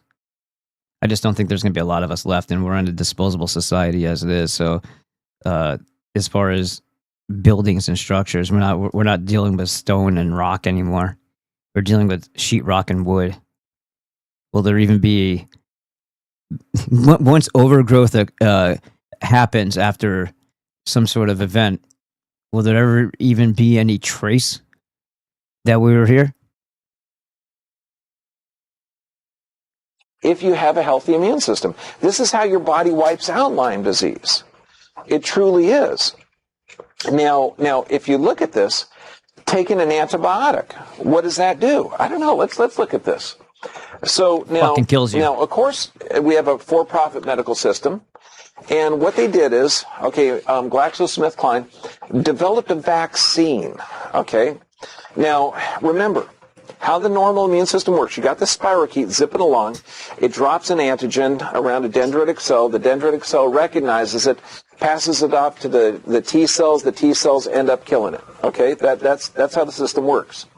Well, what the medical world wanted to do is they take that antigen, they actually take a surface protein, and they grow it in a petri dish, and they grow it in animal products. So even if this process, as he's talking about, all those pieces are real, if that's the case, how does it know where something is in your body? And how does it know to be there?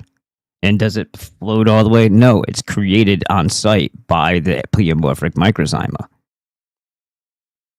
It doesn't negate the microzyma aspect of this.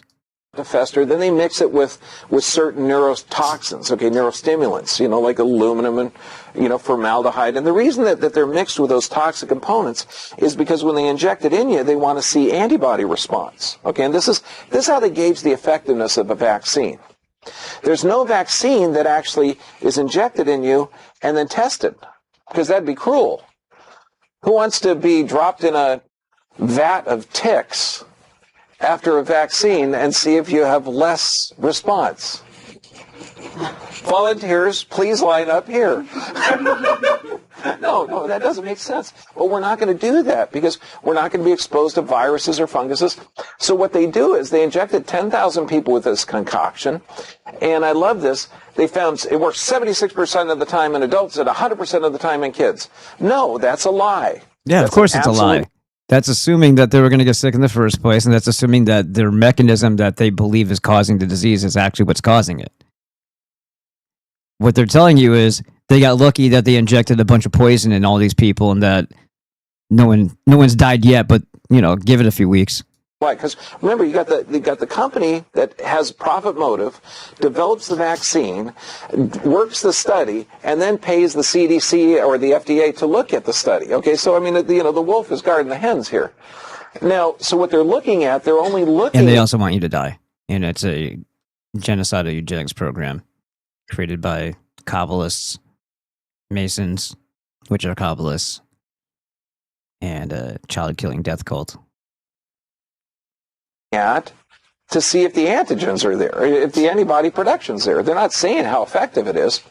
And I love this. Only mild to moderate transient effect. So it's safe. Okay, so it's on a couple of years. They have over 10,000, well, actually hundreds of vaccine recipients reported autoimmune diseases. Because remember, what causes this? Those antigens on that spirochete hit normal cells, and the body starts attacking those normal cells. Well, it turns out that the vaccine did the same thing. No. Okay. So a number of lawsuits were filed, but I love this. I love this quote. If anyone hasn't yet seen the movie Police Squad, I totally recommend it because I could just see the guys at CDC and the FDA. You have to watch the movie to really fucking get the hate joke. flies. They said, we found no connection between the vaccine and a minute. You know, it's kind of like we found no connection between thalidomide and the babies with flippers. Okay, because actually, you know, thalidomide, I don't know if you ever know this, but it was for morning sickness and things. It's the exact same chemical structure that worked. But during the manufacturing process, it went from a left rotation to a right rotation. Same chemical structure, and it had a totally different effect. Do you know why? You could have the exact same chemical structure, but change the shape of it, and it has a different effect. Do you want to know why? No, we don't know either. I know, I'm telling you, it's just the dark ages. We know that vaccines can cause molecular mimicry, because remember, we're looking at what changes the immune system, what weakens the immune system. Okay? Because it's not the spirochete that causes it. It's not the deer tick that causes Lyme disease. It's a weakening of the immune system, and then the care that's given to that. Okay? So we know that multiple vaccinations, okay, which is what our population's going through, cause rheumatoid arthritis, chronic fatigue syndrome, fibromyalgia. We know that because it says it on the package. So when we also know there's a quadrupling of the amount of aluminum that kids are getting in their vaccines. 4 times the amount of aluminum is being injected in them. And again, this causes hypersensitivity of their immune system. Again, lupus, scleroderma, rheumatoid arthritis. Are you seeing a pattern here? Okay, a pattern similar? The vaccination side effects. I want you to just pay attention to some of the really cool ones. Okay, like headache, dizziness, encephalitis, okay, Guillain-Barré, paresthesia. I mean, these are all very similar to, guess what? Yes, you got it. The chronic fibromyalgia, encephalitis, cognitive impairment. Can you see a pattern here? Okay, now, what about, because they're told, when you go on the medical sites, they say, look, we can treat it with antibiotics. That's not true. They give antibiotics and some of the symptoms are reduced, but you have this chronic infection that the people are misdiagnosed with. Antibiotics are poisonous mold. Why? Because this is the side effect of poisonous mold. I'm sorry, not poisonous mold. Let me word it better. This is the side effect of antibiotics. So when we look at it, brain fog, trouble sleeping, insomnia, confusion, hallucination, psychosis. And we're not even He's talking making those about go too how fast. it destroys the normal gut flora, how it causes leaky gut. And we're not even talking about how it destroys the normal gut flora, how it causes leaky gut syndrome, how it can cause liver damage. I mean, these are all things we know about. Okay, so if you have been exposed to Lyme disease and you are under traditional therapy for antibiotics, know that it's barbaric and not appropriate. This is how you actually solve it. Assume that you have Lyme disease. Assume that you have it. Okay, it's kind of like breast cancer. Don't get a mammogram. Assume you have breast cancer and solve it. Get a thermography. Assume you have this. So what you need to do, you need to stimulate the nervous system, the immune system. Healthy nerve supply, liver detox, broccoli, kale, beets. Listen, look what it says here, though. Eliminate animal products, gluten, processed foods, GMO foods. Isn't that sound similar to the alpha-gal thing? Since the nervous system controls and coordinates the immune system, but where's the mineralization?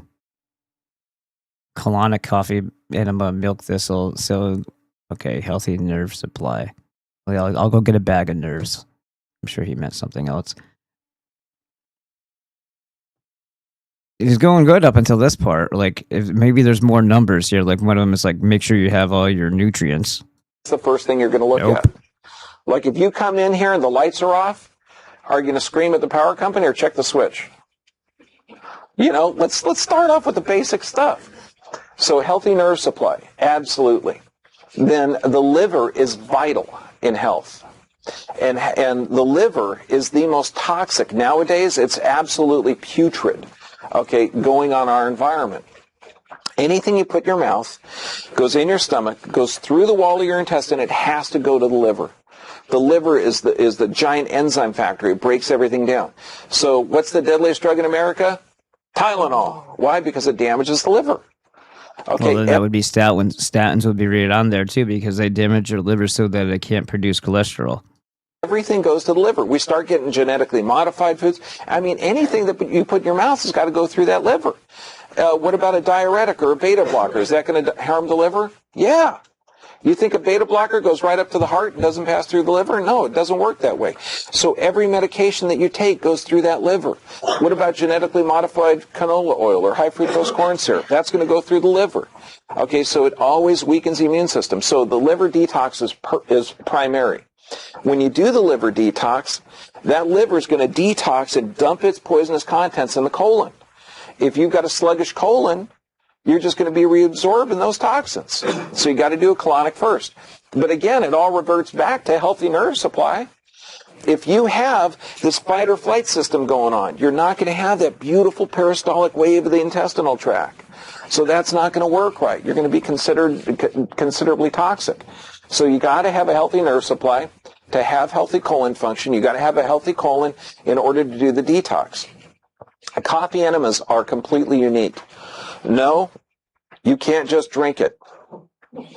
It has a totally different effect. The reason is it causes a huge contraction of the bile ducts and the liver to actually help detox the liver. Gerson therapy has been doing that for years. Milk thistle is fantastic, again, for healing the liver, but you don't want to just start doing milk thistle unless you got a clean liver. You don't want to have a clean liver unless you have a clean colon. You don't want to have a clean colon unless you have a healthy peristaltic wave, and that's the nervous system. Gee, it's connected. And then teasel is totally wild. This is a teasel, it's like a tincture. And again, the best place to get it is letfoodbeermedicine.com. Janine Stewart, she's a digestive health expert. Absolutely brilliant. Okay, and I give her one of the rooms here. I mean, she's one of the few doctors that I trust. Also juicing. Okay. So basically, the moral of the story here is don't get injected. It really does. It's fantastic. And then you have to eliminate the poisons. This means no animal products. What? Yeah, okay. You just jumped the shark there, bro. I'm sorry, is chicken an animal? Yeah, chicken ain't a vegetable. Okay. So when I say eliminate all animal products, particularly chicken, it's the most deadly. So what the fuck does that mean? Chicken is deadly. Eliminate chicken. Eliminate chicken. I'm gonna eat more chicken, you fucking asshole. Eliminate chicken. Eliminate beef. Eliminate all animal products. That means no cow's milk. Okay, no. Are you fucking nuts, dude? All right, well, maybe you're right about the fucking the fact that I don't know what the fuck I even say right now. I'm just baffled by that. Don't drink. I wouldn't drink bullshit milk, but I would drink raw milk. I don't like bullshit milk. Bullshit milk gives me a stomachache. Raw milk is awesome. Love it. Now that I've actually experienced it, it's great.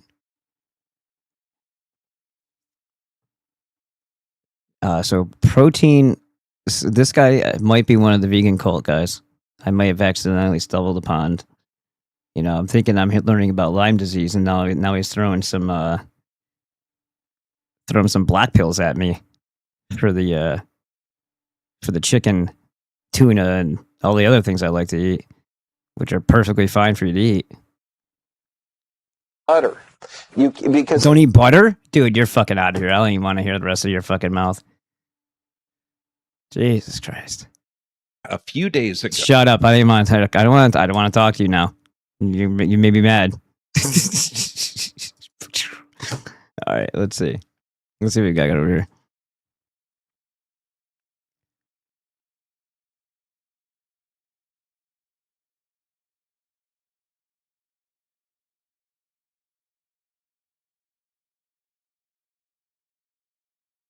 It's like, I guess it would sound like a light sprinkle. The poor cows next door looked like hell froze over the last month. Best part of waking up is Folgers in your butt. Yeah, right? For the colonic. Yeah, the coffee enema. Rabbi, you swung your last chicken. Hilarious. Eliminate cow's milk is where I disagreed with him. I disagreed with fucking everything he said there at the end. That's not how he paid no attention to the nutrients that you need to make your body strong. And this is 2013. Maybe he's been smarter. He's been educated since then. He's learned the error of his ways in the last 13 years. I don't know. But it sounded like it was front loaded with a lot of good information about pathology or lack thereof of Lyme disease. But then it was like, you know what you do then? No, you don't go vegan and become the cult member. You dumb fuck. Stay away from gluten. Ah! Shut the fuck up. All right. Let's see who else is talking over here. Hello, Mrs. Anti. It was taken down the other day. You to put in ST at the. Oh yeah, yep. We figured that out the other day. Thank you, H8 Wolf. So what? But that is why then, huh? So they did actually make that change so that they could continue to go. That is crazy. Crazy. Think. Did we crack it? No, still crazy. Still frozen. Frozen at 216. Crazy. I hit pause already. God damn. I want to move this over here. Hold on 1 second. That should be right about there. All right, so we have a couple things here I wanted to share, but I also have some Instagram stuff I want to go to as well. Not that one. So her brain works better, apparently, surprisingly. What you weren't taught about the plague by Dr. Sam Bailey. The war on meat, the alpha gal thing. This is what I wanted to start with here. 3 years ago. It's nothing new, apparently. But is the tick really the bad guy? Or are they doing other things and being like, oh, look, we also dumped a box of ticks out on the ground, so you'll blame the ticks. I mean, there might be a little bit of that going on. Let's look at these first, though. I think, is that where I was? They're both at the same spot? Oh, that's right, because I had to restart my computer. It froze up. I was trying to upload some of my... They didn't really go in order because I had this. One of these was like super long. Yeah, it was this one. 6 hours and 29 minutes, and it was above the 300 megabyte limit. So I had to put through Audacity, and then I had to put through Audacity again because they didn't shrink it small enough. Yeah. So while I was doing that, I was making the thumbnails, and things kind of just went out of order because they did. But I have "You Are the Value of Your Currency" from yesterday, 4 deep on the podcast list. This is for a majority of players except for Spotify.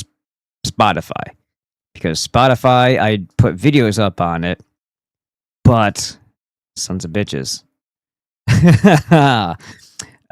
It takes a pain. It's a pain in the ass to do it, and I haven't been up there in a while to do it. And I will try to do that today. But these are all up on the other podcast platforms. You know, I don't make jack or shit off of it anymore, but it is what it is. So changing perceptions, eliminating deceptions. I thought these last 4 were pretty good. I thought yesterday's was a good show. Like, I had a good time. And then today, for some reason, I was out of it when I was going for my walk, though. I was fine in there earlier in the day, and I made some internet orders and got those earlier ones knocked out and getting ready for printing out a bunch more of them and making a list of any ingredients you need to go get, and then just nailing these other ones. So if you guys want a quick turnaround on an internet order from my website, get it in today or tomorrow. because I'm going to be printing them out. And then once I print out a huge stack of them, like I'll print out all that I have at that moment, then I don't look at the new ones coming in until I've already cleared those. It's like drive-through, right? Like those are the first come, those are the first serve. So I will go back to the internet and collect the next ones and print them out after I've completed that one. So if you want to be on the first stack that comes in, then get it up, preferably by tonight, because tomorrow, before noon, the rest are going to be printed. And you can use Food Store, but if you want to use MEM10, you're going to get 10% off. And except for on the bundles, remember, because those already have free shipping, including the gallons. The creatine is also 10% off, and it's already at $35.99 for the 100 serving. So what's that? $3.59 off of that, in addition to the reduced price. I didn't put it on the honey because Rebecca makes the honey, so the 10% off will not work on the honey. Honey is really not easy to reduce because the shit's like really small margins as it is, and that's Rebecca's thing. So she's really good at making it. So I didn't put it on that, but all the other individual sauces, yes, and the creatine. I just made a bunch of Humsinger today. So there you go. Smoke Boss, Chipotle and smoked paprika. That's a good one. And then Venom. I like Venom. I like Venom a lot. All right. Where's all the hatred?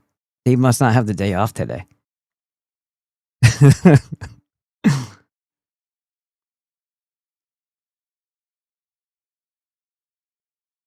He said exactly. It's not the ticks. It's the fillers that let the ticks feed on putrescence of uranium injected dogs. That's fucked up. Beagles for Fauci.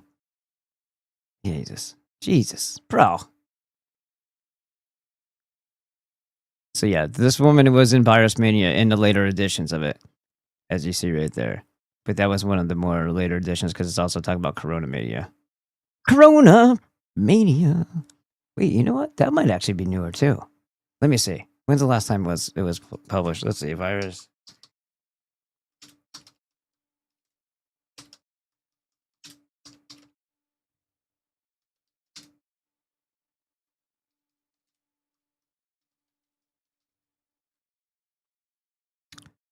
April 22nd, 2021. Stefano Scaglio. I know that guy. I don't even think he speaks English. It's all Italian. But I've seen him around. Stefano Scaglio is a nice guy. He's a funny guy. He's a good guy, that guy. Yeah, I think this is the same one that I have a copy of. Let me take a look. Is it in... Everything got knocked out because I had to... Oops, what is it doing that? Everything got knocked out because I had to... Why does it keep doing that? Dude, what the fuck is happening? Stop it. All right. Let me just put something in this background here so you can see. There we go. Why are you not seeing the fucking background? Dude, are you fucking serious right now? Okay, cool. So then when I go look at the other thing, stop dropping the fucking thing, you piece of shit. Jesus Christ.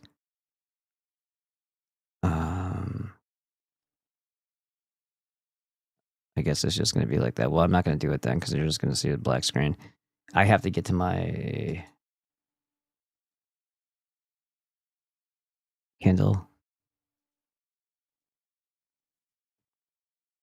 Then hope that it actually pops up. I think Virus Mania is on Kindle. I think that's where I put it. Is it actually going to start or what?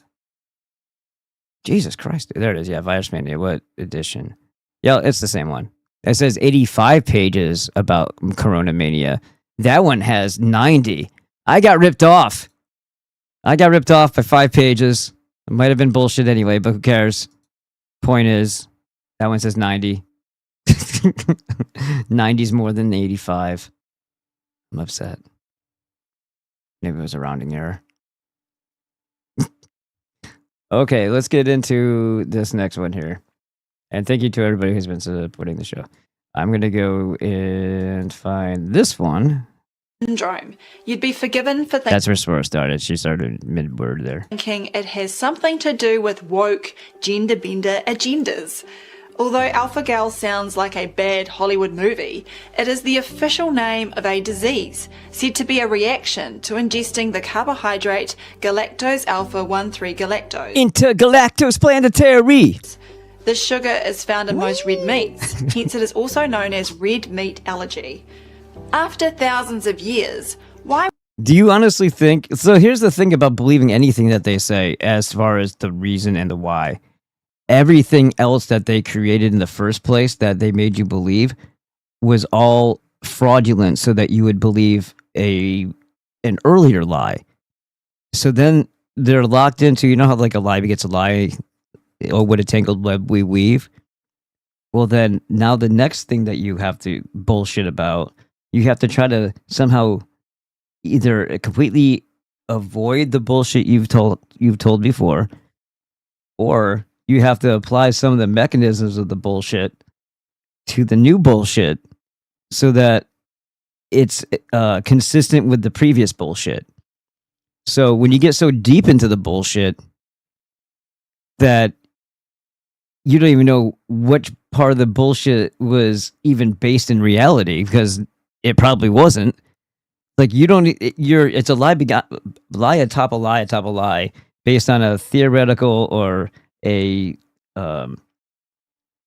hypothetical mechanism that has never been proven, or an actual claim of a quote unquote virus that doesn't exist. And then you're off to, well, this thing, this strain, this protein combo, this sugar does this thing because we said so. Chemistry. It's like, okay, chemistry is how the body expresses what it's doing in the natural world through but the metaphysics of what the body is doing. Like what you're seeing in the material expression of that is where the chemistry is involved. They say chemistry dictates your body. I say it's the other way around. The vital force or the spirit or the soul, or whatever you want to call it, whatever keeps the energetic body is what sends, and it basically is in control of the operation of the body. The chemical is what goes off or takes place, the reaction, in order to produce that which the will of the body wants, rather than it's just a bag of chemicals waiting to break. It's more like it's a conductor, and that's the orchestra, right?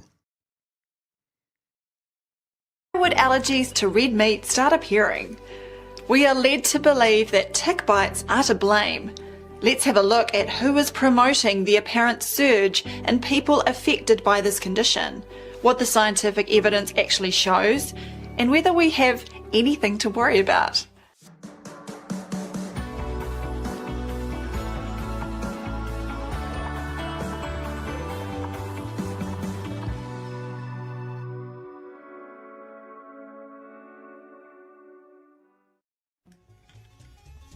October, third examination of... Oh, wait a minute. Hold on a second. Is there one of these? I might be able to get a better... Hold on. I might be able to get a better quality here. What is this? War on Meat? Let me see.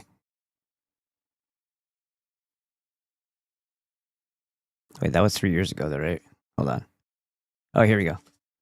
See, not every channel. When I visited them on Odyssey, maybe you have to go to the content first. Let me see. Does it still say there? Yeah, okay. You have to go to content first, and then you can do it.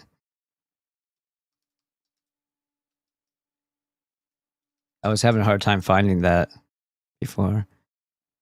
Is it 1853? What do we got for the other one? What's it called? 1853. All right, cool. I think we're going to have a better quality picture on this one. When you first hear the term not by much alpha-gal syndrome, you'd be forgiven. Alpha-gal sounds like carbohydrate, galactose, most read thousands of years. It's are to blame and anything to worry about. All right, here we go. No, it still sucks. Third examination of Dudley Heinsbergen. All right, Dudley. Make yours like mine. It's like he's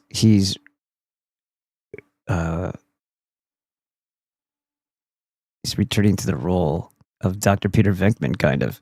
Remember he was, I didn't know you were going to give me electric shocks. You volunteered, didn't you? We're paying you, aren't we?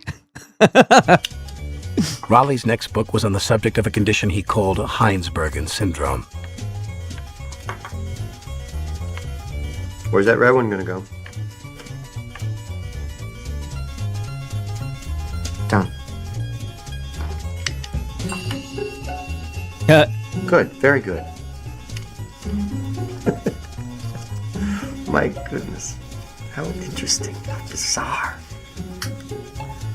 Dudley suffers from a rare disorder combining symptoms of amnesia, dyslexia, and colorblindness with a highly acute sense of hearing. There is also evidence of... A highly acute sense of hearing. Am I? I'm afraid you are. Last month, the BBC ran a story with the headline, Alpha-Gal Syndrome, Meat Allergy Linked to Tick Bites Rising, CDC says. Once again, we have another fear-based narrative, whether it be alleged infectious diseases or related to tick bites. In my recent video, The Lyme Disease Lie, I also mentioned the media stories warning that Crimean Congo hemorrhagic fever is poised to come to the United Kingdom and also said to be spread by ticks. Yeah. So why is Yeah, this... of course, everything is. Let's just drop some boxes of ticks. And we can blame it on the ticks when we just poison people. They don't leave anything to chance. You know how random it would be that the ticks would spread something if that's what they were deliberately trying to do? But if a whole area is poisoned or contaminated with some sort of gas or some sort of, it's not visible type of gas or radiation or some other shit that they sprayed or they released, that would make more sense to me. Or like those people that I don't know if did you guys see that thing where they were, I forgot what, I think it was the CIA. It could have been other agencies, but they were walking around New York City with suitcases that had stuff that was like basically exhausting out of the suitcases. They were doing this. They were spreading it all over Manhattan, and it was an attempt to make people ill so that they could examine the results. And they were doing it by foot. I think it was in the 80s or something like that, maybe the late 70s. Happening now? Well, according to the experts, the ticks have changed their patterns due to climate change. Of course it did. You'll note that everything comes back to blaming us, with the quote, experts then requiring us to modify our behaviour. Climate change. Well, if it wasn't corporations and a corporatocracy talking about climate change, it might be. It might make sense. It might be important. It might be just responsible to point out that the majority of pollution doesn't come from an individual, but from massive factories, factory farm runoff of toxins, slaughterhouse, massive freaking runoff of that shit. Like the toxins that we're talking about, I don't own any aluminum fabricators or creators. I don't produce a bunch of sodium fluoride personally. I don't have any forever chemicals that are just a byproduct of my production, and I sure as hell don't create any toxic or radioactive waste. And I don't know if my neighbors do either. I'm gonna assume that that's probably a no for them as well. But I'm sure when they're burning down entire forests, we're not supposed to know that they do that. When they're using bunker fuel to bring goods across the sea, and when they're just dumping shit in the ocean and allowing BP to blow out into the freaking ocean, all that oil. Gee, I wonder if that was the fixed pricing. Make it more of a scarcity, Is it really my vehicle and my weed whacker and my water consumption that's destroying the planet? Huh. Coincidence number 2 is that these fear-based narratives about red meat are a tool of the globalists. The World Economic Forum has been gaslighting the public with articles such as "Our taste for meat is endangering the planet," published in 2019. They state that in 2010, beef alone was responsible for 25% of all food-related greenhouse gas emissions. With meat demand set to skyrocket in Asia and other emerging regions, we need to find a more sustainable way of providing our growing population with protein. In my video, Should You Eat Bugs?, I exposed some of the contrived metrics that are employed to declare what is sustainable. On top of that, we have the bogus dangerous greenhouse gases claim here. And don't forget that while the WEF is suggesting that the masses should be eating insects, in Davos they are laughing and enjoying prime beef steak straight off a hot stone. Bill Gates has been another frontman in the war on meat with his less than convincing promotions of fake meat. As you know, suspicion and coincidences are one thing, but to properly investigate alpha-gal syndrome, we need to dive into the scientific literature. Before we get there, we can see some other interesting nuggets in the BBC article where it states, due to difficulties with diagnosis, the CDC says that up to 450,000 Americans in total may have developed meat allergies due to alpha-gal. So it is difficult to know. That's why it was suspicious to me, because they were telling everybody that they shouldn't eat meat anymore to save the planet, and cows are farting and all this other stuff. Then all of a sudden there's this thing coming from ticks that makes it so that you're allergic to meat. And I'm like, well, I bet you that's bullshit. And I bet you the mechanism that causes it is also bullshit. And there's probably more than that going on. And if it's making it so that you can't eat meat, is there some other underlying internal really bad thing happening inside your body, and that's just a minor effect of it? If you have it, but lots of people are now affected. And a survey of 1,500 doctors and health workers from last year found that 42% of them had never heard of the syndrome. Well, I would say that 100% of them would not have known about COVID-19 either if it hadn't been for the relentless media and government propaganda pushing the, quote, novel disease. Then when you see articles such as COVID-19 precautions for alpha-gal syndrome patients What? and Lyme TV. One more, whatever I was saying just recently, just when we started this, one bullshit on top of another bullshit until you get all your bullshit right. You get the bullshit has to agree with the other bullshit, don't you know? Alpha-gal, the red meat allergy panel. You know that you're... Yeah, once they do shit like that, people just assume that it's fact. Oh, these are people that present themselves as experts coming together to have this summit. They wouldn't be doing all that if it was fake. No, that's exactly what they would do. That's precisely what they would do. If something about it is a lie, they would because they don't know what the fuck they're doing when it comes to health at all, and they're not talking about surgery, they don't know what the fuck they're saying. It's all lies. I wouldn't even trust them with the chemistry, honestly. I don't buy anything that they tell us. Because of this place, we have to actually understand where it is and where we are. Because if we fall short of fully appreciating just how jacked up this realm or our current condition is, and who's calling the shots and spinning the tales of reality, then we're gonna be constantly deceived as per their modus operandi. Entering unicorn territory. I probably Yes, as in unicorn virus, as in bullshit. should have put a trigger warning at the start of the video. Once upon a time, alpha-gal was essentially confined to the textbooks. In fact, there is the big book on alpha-gal and anti-gal that was published in 1999 and weighs in with nearly 400 pages on the biochemistry. You'd think that this would mean they know a lot about it, but when I'm they an alpha girl living in an alpha world. claim that alpha-gal is present in the shells of, quote, viruses, question marks start appearing. An interesting declaration does appear in the preface, though, where it states, "It has been 15 years since the first report on the isolation of anti-gal from human serum and the demonstration that this antibody is the most prevalent antibody in humans. More on this soon." A suspicious feature of alpha-gal syndrome is that Antibody. it is new. Humans have been eating meat for thousands of years. Ticks have been around for the whole time, Right. and yet this Right. alleged disease has just popped up. Sounds a bit like But a they're weaponized. Oh. Lyme disease rerun. It's a trap!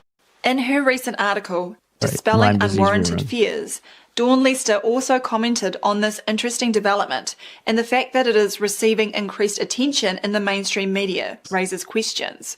The story of how it was discovered is indeed rather convenient. Wait till they get a vaccine for it, everybody. As stated on Wikipedia, the allergy was first formally identified as originating from tick bites in the United States in 2002 course by it did. Thomas Platts Mills.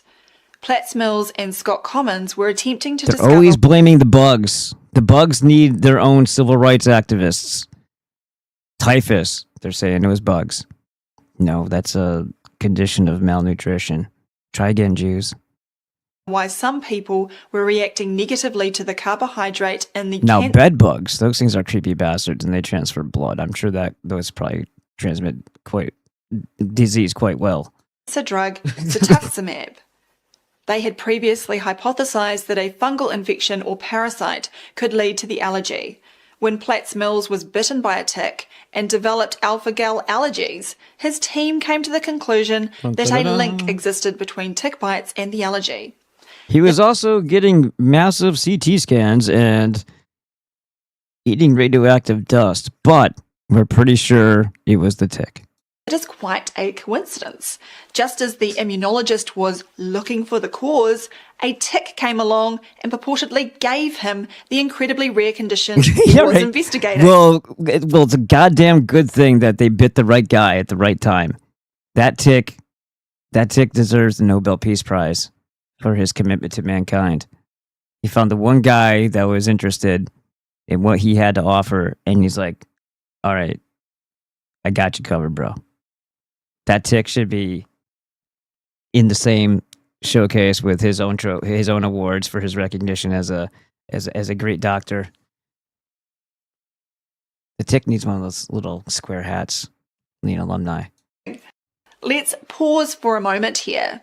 They were investigating why some people were reacting, quote, negatively to cetuximab. We have dealt It's an with the injection! bullishness of trying to treat cancer with chemotherapy elsewhere. In this case, a protein that is called a monoclonal antibody is injected into the veins of sick people. But despite Monoclonal antibody. Does that sound familiar? The only thing that would actually prevent this COVID is as monoclonal antibodies. How many people said that? There's only certain things that we know that are actually get rid of this. And monoclonal antibodies, monoclonal antibodies. You remember that?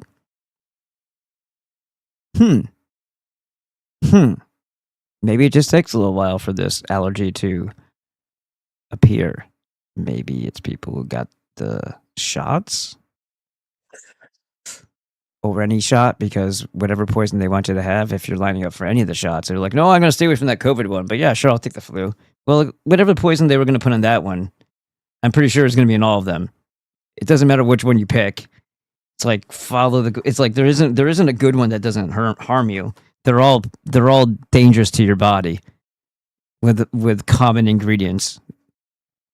Oh, but that one said we were told that one has this thing called mRNA in it. It's like, yeah. Only that one. It's not any of the other ones. Sure. Yeah, okay. in billions of dollars for Big Pharma. Even Wikipedia concedes this drug is a fizzer and kills people even faster than cancer. The negative effects of cetuximab are expected effects, and there is no need to create the scapegoat condition alpha-gal syndrome to explain another example of poisoning with allopathic medicine. No doubt many other toxic pharmaceuticals are causing such illnesses, while the medico-pharmaceutical industry ignores it or creates cover stories.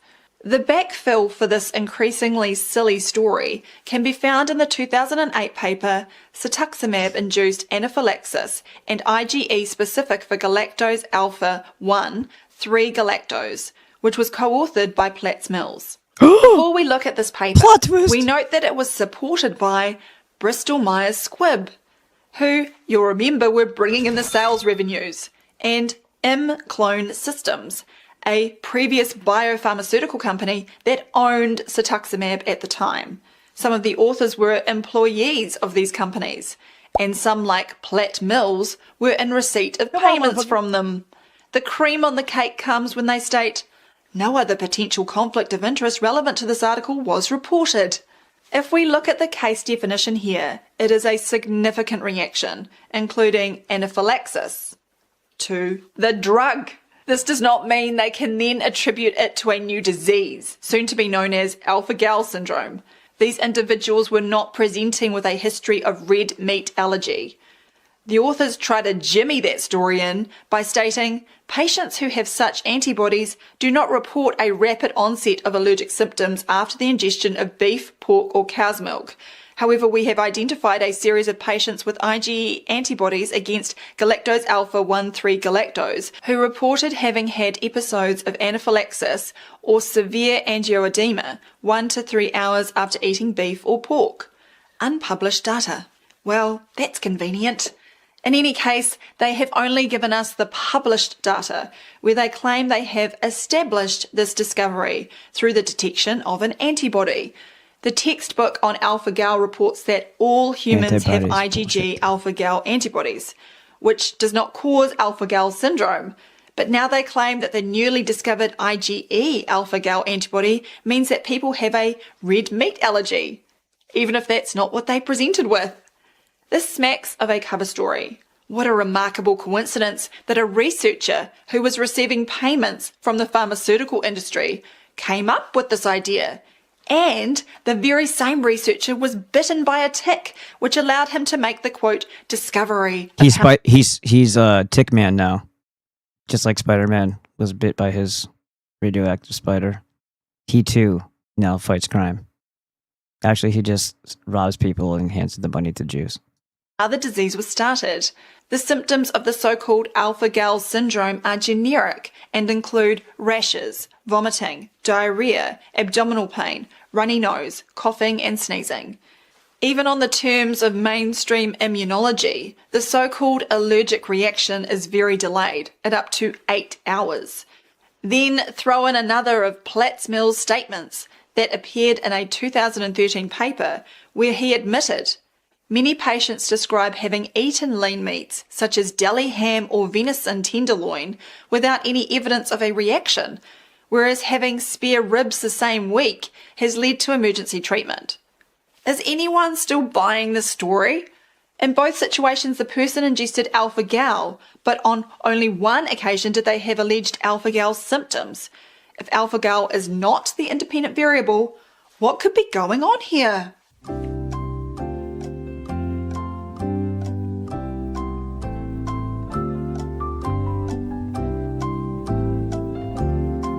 Yeah, and that's the other thing too. If you get bit by one of these fuckers, and of course they're gonna, if they're trying to sell that story, they're gonna dump more of these things out there because they've already told you what the causation is, regardless if it's true or not. So they're gonna dump more of these out there. You're gonna get bitten, and then you're gonna stop eating meat, maybe because you're worried about getting sick or whatever. But weeks to months. So even if you find one on you, I would go that day and get fucking pounds and pounds of hamburger and just freaking go to town. Go to town. Consume 1 million derived products, plus or minus alcohol, plus or minus activity. That's right. Alpha-gal syndrome is another fictional construct from allopathic medicine, something that has not been established through the scientific method. Let's be clear, we are not saying that people don't sometimes get sick when they eat red meat, but this is not a novel syndrome. This is eating bad meat, or dietary errors, or coinciding with the ingestion of something else. Or having some bullshit going on inside your body already that needs to be addressed. She's not hitting every potential here. But I also paused her in the middle of her talking, so who knows, maybe she was. If you have any, I don't know, suspicion that there's a potential buildup of toxins in your body, which you wouldn't know that anyway, right? You would probably not be trying to eat them. But if you've had injections, if you've had prescriptions, if you've had anything like that, I mean, even if you're just plain food in the world that we live in, you're always going to want all the nutrients that you're supposed to have. And if you have a strong internal environment that can heal itself, it really doesn't matter what else goes on, because it's going to have a minimal effect, if at all. Bodies do get sick, of course, and they do have a process of healing. But to be stuck there is a different story. And between Dr. Glidden and his expertise in homeopathy, meaning the homeopathic material, the application that would be best for a certain set of symptoms, he's really good at doing that, but also having the nutrients that you need. When we talk about those, they're the 90 essential nutrients. Minerals. So that's the key behind all of it. I just don't see how, because I mean, thinking of all the stuff that they throw out there that try to push people toward getting a vaccine in the first place, there's just so many things in the environment. PFAS could be doing it, the forever chemicals, the unknown toxins in our food, water, and air. Who's to say that they're not spraying PFAS and DDT above our heads, and we're thinking, oh, well, we already know it's aluminum, strontium, barium, and how do we know? How do we know it's just these things? Is there a rule that says that's all they can do? We don't know what the hell they're spraying over the top of all this. They want us dead. I would look towards, okay, you're telling me it's a virus. I'm telling you there's a Jew behind it. I'm telling you there's a Kabbalist, a child-killing cult member who wants me dead, who's going to tell me anything. And if it's convincing enough, they're going to lead me to the solution, which is going to be more poison and my death.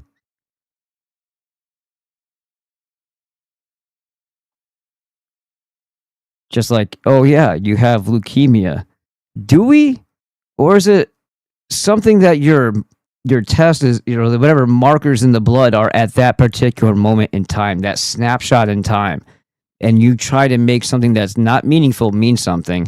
Because if you convince us that it's a thing, then you can not only rid yourself of one more European, but you can also cash in and rob that family blind before they die. The agonizing death that Jews like to have us have. They like to watch. No, at no time would they ever tell you to do the very things that they try to pull away from your world, which are the nutrients from your food and the raw milk. And fuck Dr. John Bergman for that stupid nonsense that he said. Or, as the papers we have just mentioned showed, reactions to pharmaceuticals. Alpha-Gal syndrome is a lazy diagnosis that distracts from what really makes people ill.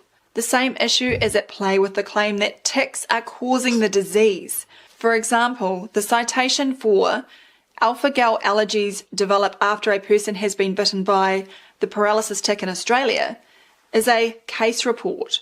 It reads as follows. After his first tick bite, the patient continued to eat mammalian meat 2 to 3 times weekly. 3 months following the first tick bite, however, he consumed kangaroo meat between 6 to 7 p.m. and at 1 a.m. awakened with paresthesia of the hands and feet, and then within another 20 minutes developed generalized pruritus, generalized urticaria and dyspnea. So he was able to eat other alpha-gal containing meat, but it was a batch of kangaroo meat that made him ill. Did they examine the kangaroo meat for toxicity? No, because they need to push or lie. It doesn't have to be verified. Come on, man. Jews are all about how can we make this work for us? They are the opportunists. Or look into other causes? No, although they did note that the cofactor alcohol was operative in several episodes. What that a he bunch of experienced. fucking retards. Then they grasp this is the basis of this. One freaking oh my god. Yeah.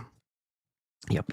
straws, stating he noted that he tolerated a single lamb chop, but the ingestion of 2 lamb chops would occasion an anaphylaxis.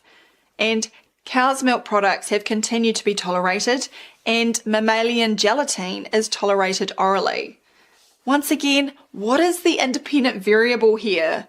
They're permitting all sorts of variables and then claiming that it is specific to alpha-gal syndrome. Which obviously isn't true, because if that sugar is in all those other things, it would be that thing that you're saying is triggering it that would trigger it no matter what fucking thing you're having. So if it doesn't do it for all of them, oh, but when I do this, you're already proven by that point that it's not the meat. And it's like she said, it's a lazy diagnosis. At this point, the layperson may be bamboozled with the serology or blood test results of detected antibodies as presented in Table 1 of the paper. Now, the mainstream claims about antibodies have as many There we go. holes as... Thank you, Sam. Let's talk about antibodies, because that's a... cheese. For those wanting to take a deeper dive into so-called antibodies, Right, then you can exactly. Fucking dumb shit. watch my other video. And again, another reason why you don't want to ever have a vaccine ever. Viruses don't exist. Antibodies are fucking made up. Another one of those portions that are mechanisms of the body that don't fucking exist. Just like receptors. Including the 3-part series of the Perth Group's Yin and Yang of HIV. I would also recommend the multiple articles on antibodies at virology.com, where Mike Stone dismantles some of the foundational scientific papers, exposing that they are largely hypothetical constructs. Told you, hypothetical constructs that are antibodies, because it makes the math work, because they're trying to sell you a lie. You need to have these antibodies. Now, tell me how many times they say, well, these antibodies are present, so we know that you had it, or that you are or you're a carrier. All of that is lies, guys. Everything about it's a lie. The very fact that they said that they can have a test for something that they don't even know what the fuck it is because they've never isolated it, so they don't know what it's made up of. They're like, oh, we only ever found a strand this big of it. Well, how do you know it's anything? The combination, if anybody knows how chemistry works, a lot of things can be made by rearranging if you don't have the whole thing, you don't know what the hell it ever was. Remember, he said if you just turn it this way, it does something different. So what would make you think that they would have a test for something? It's just one parlor trick after another. But why? Is it money? Maybe. But they're only glad handing each other with the freaking money. So what is it all about? It's about killing you. It's about suffering. It's about giving up your freedoms and rights because you're afraid. It's about locking down your business. It's about losing your business. It's about going into poverty, being quarantined, being separated from your family, being forced into protocols so that they can fucking murder you in a hospital or inject you with some sort of poison that will kill you. That is why it's dangerous. Otherwise, it's just plain stupid. Meaning, if it was avoidable, you could just not pay attention to it. And people who wanted to pay attention to their hocus pocus parlor trick magic show, well, that's on them. But the fact that they make us, they like push our faces in the shit and make us watch it and smell it, that's not okay. That's not okay. If you want to play in their society, then you have to give your kid a bunch of injections of their poison to be in their cult. No way. Viruses don't exist. Antibodies are bullshit, so there's no reason for you to inject dead or live virus in you if that's the fucking... That's what they tell you to do. That's what they say they're doing. It's not that. I'm guaranteeing it's not that, because if they've never isolated it, how do they even know they're injecting it in you? Because it doesn't exist. So what are they actually injecting you with? It goes beyond them just maybe having the wrong material in it. No, they never bothered to develop their story about a new virus. And every time something comes up and it's different than what they said, new strain, no, bad science. And they don't even go through the lengths of saying, okay, well, let's test this. Is this that? If this magical bullshit substance from the cell that was broken down and destroyed in this electron microscope slide preparation, we're calling that air bubble or that piece of dead cell debris a virus. Take it, put it into a healthy specimen, and tell me if it gets sick the same way, because they never have done that. So how did they go from not knowing that part to putting it in a syringe and injecting you with it? They never did that. You don't know what's in the syringe. It's all a cover story for them poisoning you, because we are literally in a prison, and just like a dog kennel, sometimes you get called up for the big sleep and they put you down. You get it? Did you ever see that, Ren and Stimpy? Let me see.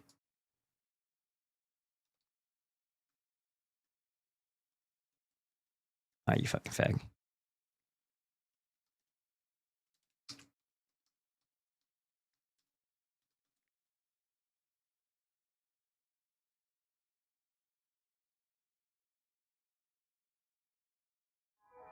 Hey, Jasper. Where's Phil? I told you, they put him to sleep. So wake him up. You don't wake up from the big sleep. The big sleep. The big sleep! The big sleep! The big sleep!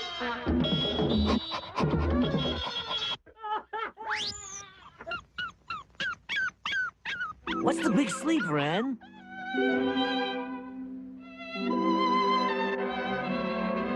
He's dead! Dead, you idiot! You know what dead is? Just like we'll be, we don't get out of here!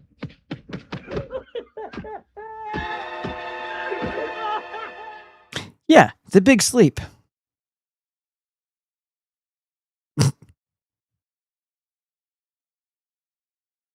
They were in a kennel. As are we.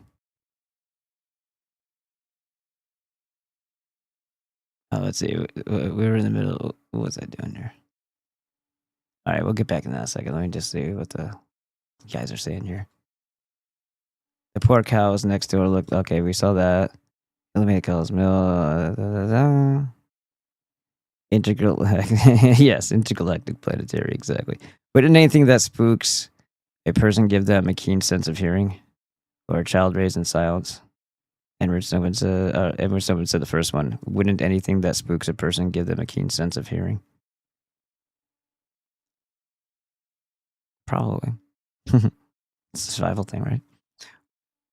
All in favor of ticks for kikes and blacks. Yeah, sure. Bed bugs too. Except I think they just follow blacks around as it is. Blacks and gay people. They all have bed bugs.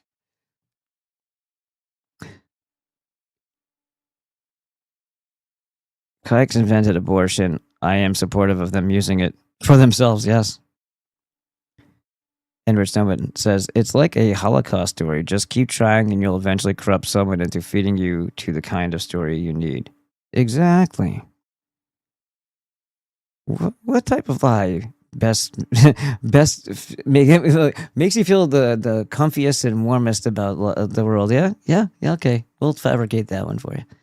All right, see, look what you've made me do. I'm triggered. Stop mocking me. No means no, officer. That's the man who mocked me. That's funny. Dan is calling it out. Listen to him. Said Bushmaster. Like him or not, listen to this man. Listen and learn, said Bushmaster. For an instant fee. All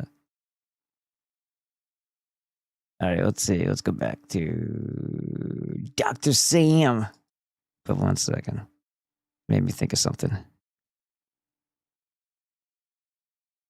Fuck did it go? I'm here to help. If my help's not appreciated, lots of luck, gentlemen. Oh, and also, Think white and get serious. all right, let's get back to it.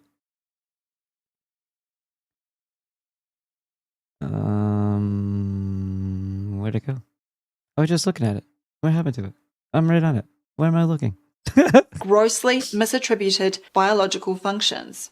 However, the deeper scientific material does not need to be consulted here, as we can simply look at how they claim this alleged disease is diagnosed.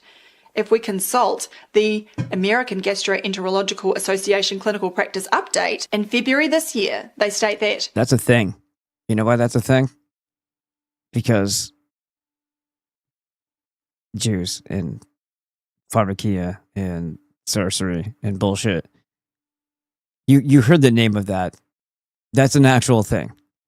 Why does that exist in our world?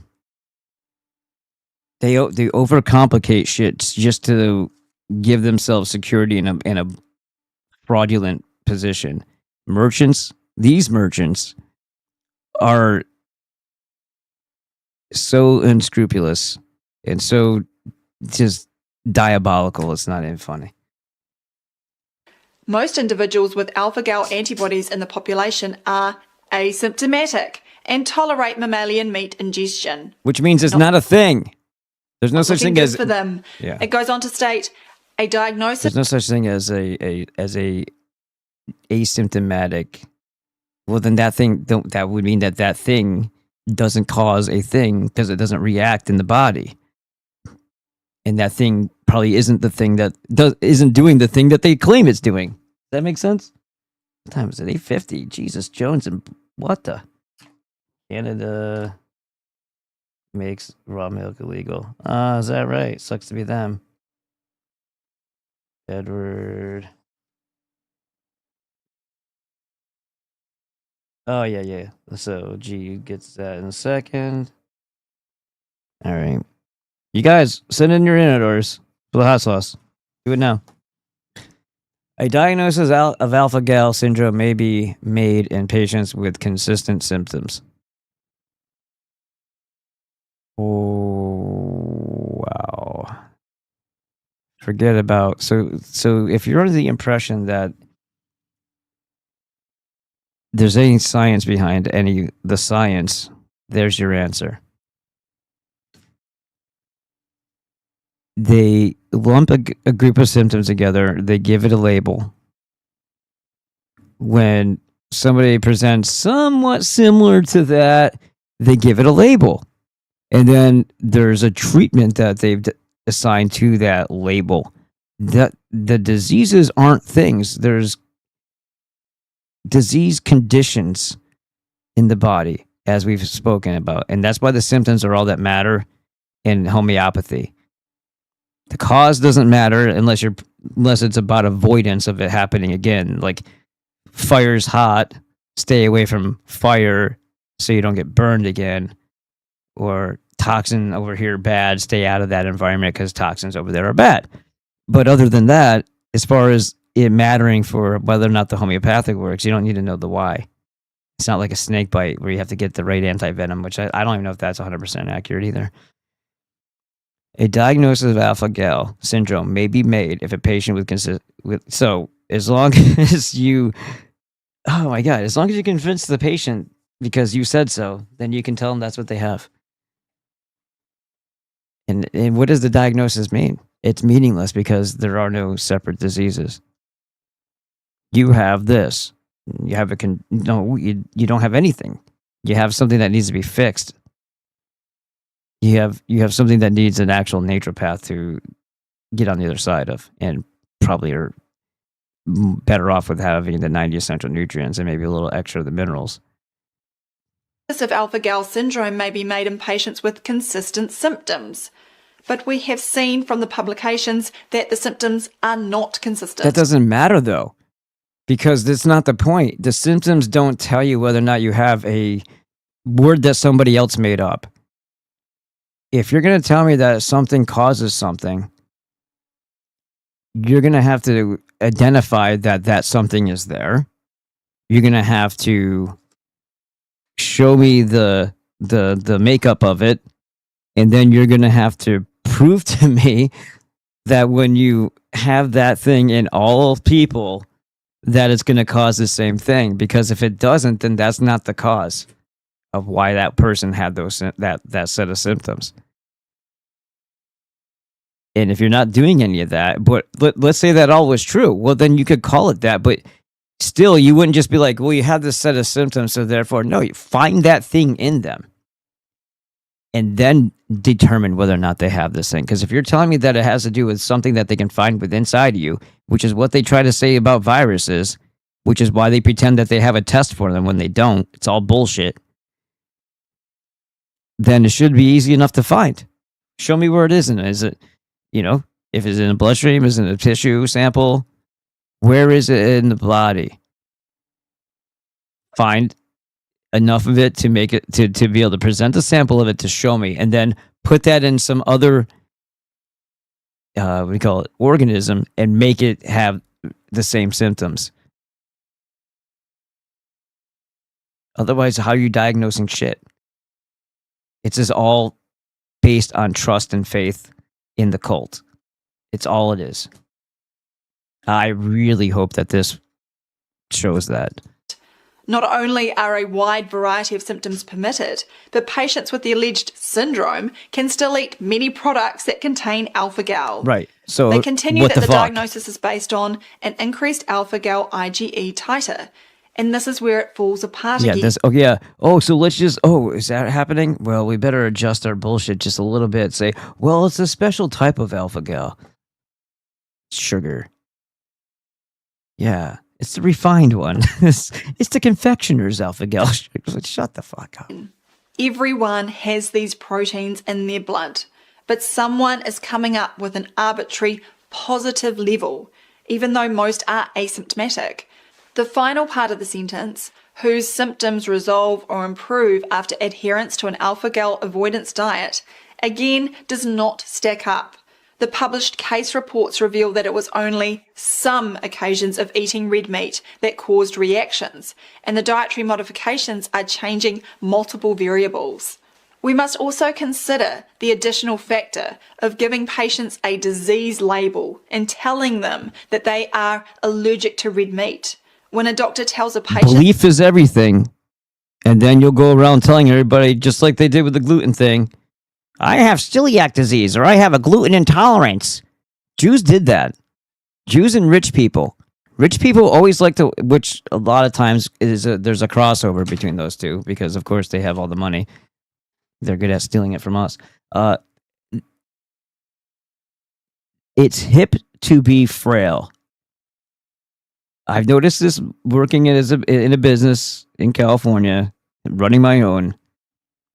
All the people who want to be pampered and treated special because they have some sort of ailment. Like, that's their claim to individuality. That's what makes them different than all the other vapid rich people, is that I have a problem. I have a sensitivity. I have an allergy to this.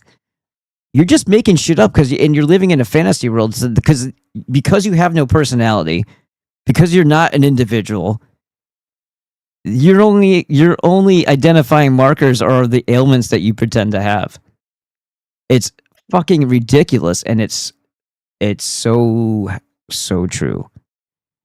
I witnessed it firsthand. A lot of times the people that go to farmers markets are just living in their own little LARP fest of their lives. I need a this. It doesn't have that in it. Oh, I can't have that. Like, dude, if any of this shit were true, your bloodline would not have made it 5,000 years into the future. You would have been dead already. If you're that goddamn frail and nature kicks your ass that badly, how the hell did you make it here? Like, oh, I've got an allergy. Shut up. Shut the fuck up. Those people make me miss the lady that says, "Do you have any kosher hot sauce?" No, I didn't actually torture any of the peppers. Sorry. The potential for nocebo or negative effects through psychological factors alone is enormous. The patient now has an expectation that any ingestion of red meat It's all part of the spell, and then you play it on yourself. or dairy or gelatin could be a serious threat to their health. In summary, we have a concocted syndrome that has tried to throw together a variety of symptoms with a possible history of a tick bite, variable reactions to different sources of red meat, and an antibody assay that they admit does not predict whether the individual has or will develop any symptoms at all. If you want to see how preposterous it gets as they try to hold this gossamer together, a 2020 publication stated that whether a reaction occurs to an individual exposure is inconsistent and often appears to follow no identifiable pattern for patients. The lack of consistent reactions is in itself. Well, at least it's inconsistent and it's consistent in its inconsistencies. There we have. Almost a diagnostic hallmark. Nigga, please. Activity, alcohol consumption, and exercise can have profound influence on reactivity. Some patients appear to have reactions that require cofactors. Also of note in that same paper was their typical Alpha Gal food challenge was with Jimmy Dean original sausage meat. Well, I like that. look at that product and wouldn't give it to our dog. Fuck you, bitch. It's good for stuffing. The COVID-19 era exposed the fully manifested nonsense of how allopathy invents fictional, quote, novel diseases, blames climate change, employs non-diagnostic... Yeah, climate change. More bullshit. Nothing to see... When you realize how much of a absolute fraud allopathy is and that they don't care that they're killing you and there's no accountability, and it's literally just a genocidal eugenics program, and if you're willing enough to consent to their treatment, they're going to kill you. That's your reward for your trust.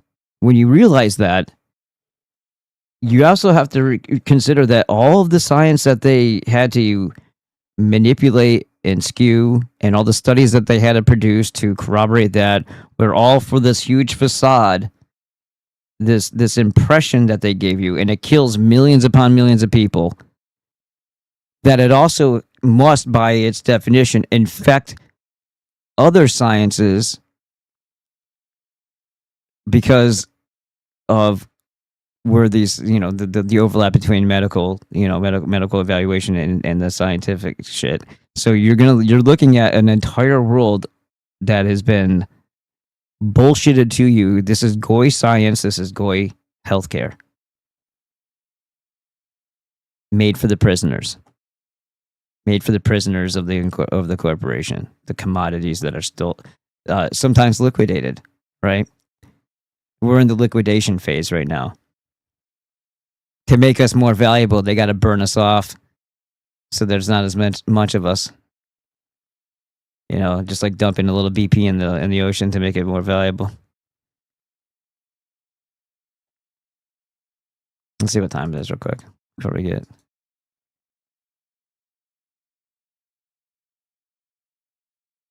$2:58. Karen. Let's see. You guys talking to antibiotics are the Rambos. Unicorns on, yes. Oh, unicorns fly on. There was like a little pin thing in the way. Put a little bugs and unicorns, and this is why we can't have nice things. It's funny. People ask more questions about their new sexual partners than they do about getting poked with true unknown substance.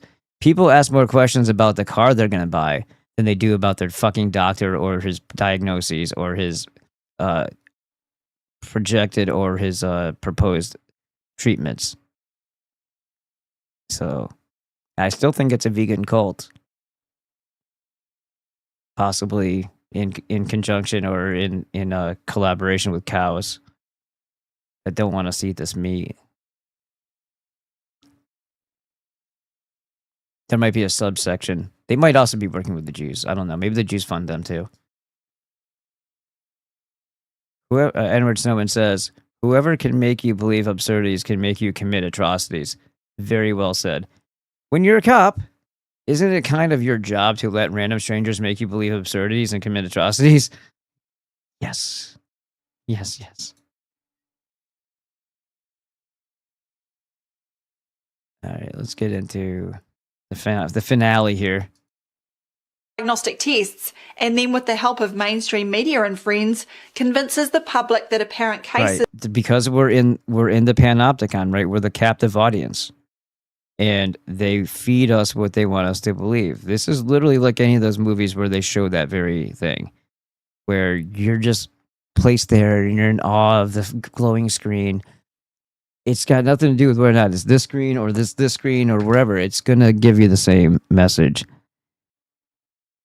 And your perception of the world, the reality, is getting fed to you by the people who want to steer you into horrible, bad decisions that have nothing to do with the true reality. They want to steer you off a cliff. So bear in mind, if it's coming from any source that is known, any source that is mainstream, any source that is anything that seems familiar and has the backing of an authoritative, whatever entity, it's designed to what do you call it? Deceive. And the impact of that, it all depends on what the situation is we're referring to. But when it comes to your health and these scams, yeah, sure, some of it's money, but that wasn't what it was about in COVID. COVID was a very dark, murderous era that it's not quite done yet.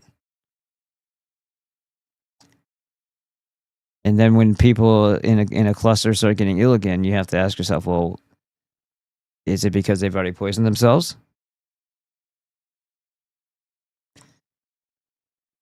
I mean, in addition to all the environmental poisons, toxins in food, and eating bad diet, and eating the crap from the grocery store that is riddled with more poisons, and also forever chemicals just in that, not to mention sprayed on vegetables and all that good stuff. But anyway, if you go through all that without getting sick, well, if you rolled up your sleeve, chances are that wasn't that moment, just a little prick wasn't going to be the end of the effects. You know what I mean? You weren't done. You weren't done paying the price for that one. Are rising everywhere. In the case of alpha-gal, it is highly unlikely that you will ever have an actual red meat allergy. Getting a disease label and paying attention to blood antibody assays is not going to help anyone on the receiving end, particularly if they're trying to feed you dog roll. Hey! You are far better off making sure that your food sources are of the highest quality and you have an idea of their provenance. Concentrating on obtaining your purest water and diet, along with right thinking and exercise, while avoiding excesses, are the ways to get to best health. All of this information... No, the way to get the best health is doing... This is how much easier it is. I'll show you. Ready? I'll show you. All for you. Just like that song that I don't want to play attention to. First, do some goddamn cardio. Lift some weights. Get active and less sedentary. And if you're not already doing that, awesome. Not shitting on you. I'm just saying for the things to make sure that you do every day and you keep consistent with. Activity, big one. What am I looking for? So, yes, stay active, stay healthy. I do an hour and a half. No, I do an hour and 10 or 15 of cardio, at least zone 2 and 3, daily on the elliptical. Plus, I go for the walks when I have a chance, and I try to do that every day. And depending on how much time I have, I'll either do like a 3 or 4 mile walk, and I'll do 4 miles on the elliptical. High intensity, lots of resistance, and then I push myself for intervals as while I'm doing the whole hour and 10 or 15 minutes, however long it takes me. Some days I pump slower than others because just tired or whatever. If I don't eat enough, then I won't have the energy to go. But I do it anyway. So that's main. Get some sunlight. These are all good things that you can do just for yourself without even talking about eating anything or whatever. Now, go to Dr. Glidden's membership site and learn about the 12 bad foods. And stay away from those. And I would say, Think white whoops, and get that wasn't serious. supposed to happen. I don't know what the fuck it did that for. But it's all right.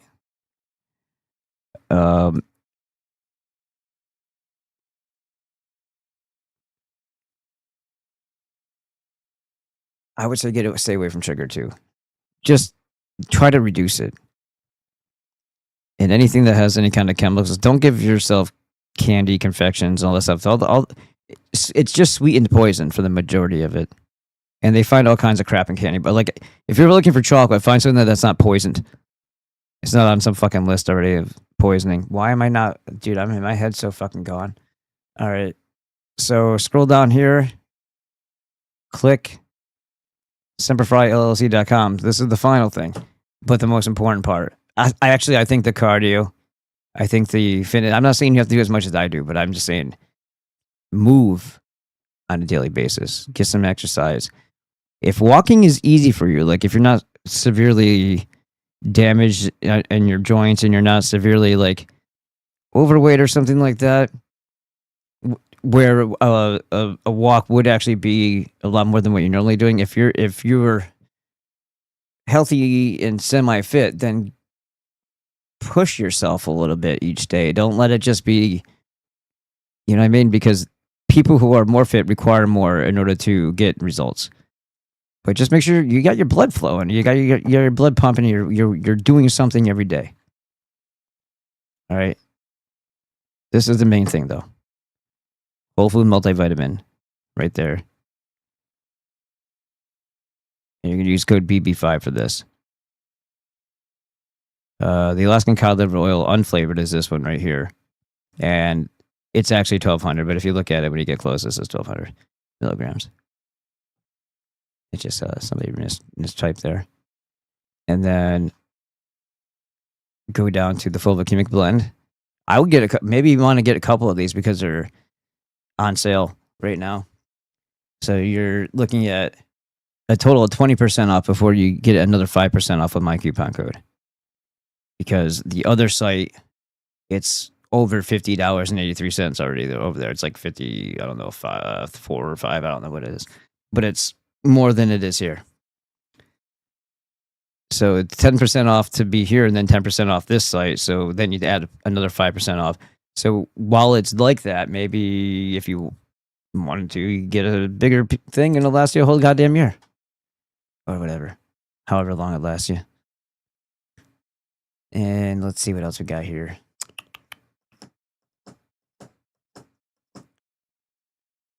The last one would be the IP6 Supreme with inositol. That's your magnesium, calcium, phosphorus, and the inositol for getting rid of the ferro bullshit, the excess iron, reduced iron, all the stuff that's harder for your body to get rid of, that ends up storing in its tissue, in your tissues and in your joints, and causing chronic fatigue and screwing up your copper to iron ratio, causing, like I said, fatigue. One of the main things that people go to the doctors for. I don't feel good. I feel tired. I feel old. Well, it's because they put a bunch of shit in your food. And have you ever had cereal? Yes, you have too much iron in your body. All right. I love this here. This makes me laugh. This makes me laugh a lot. This is right here. It says 83% said excellent. There's probably one asshole that said average. It's rally. They can't even type.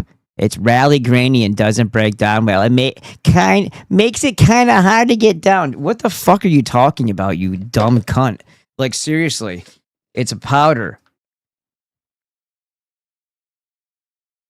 Really, rally grainy. I knew there was going to be something stupid like that. I would thought they were going to just say, like, because they can tell what happens in their body, that it's an average result. Like, forget about what it does for you. This fucking cunt, right? Forget about what it does for you. Saves your life. Yeah, but it has a funny taste. It's like, what? Okay. This is the mentality of people blows my mind. Fruit of the womb ultrasound.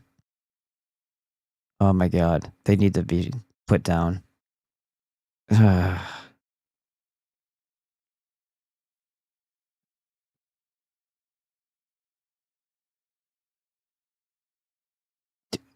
Nice. Anyway, I'm just looking at it because it just blows my mind. The guy, when I saw that, I was like, 4 point what? Why isn't it not 5?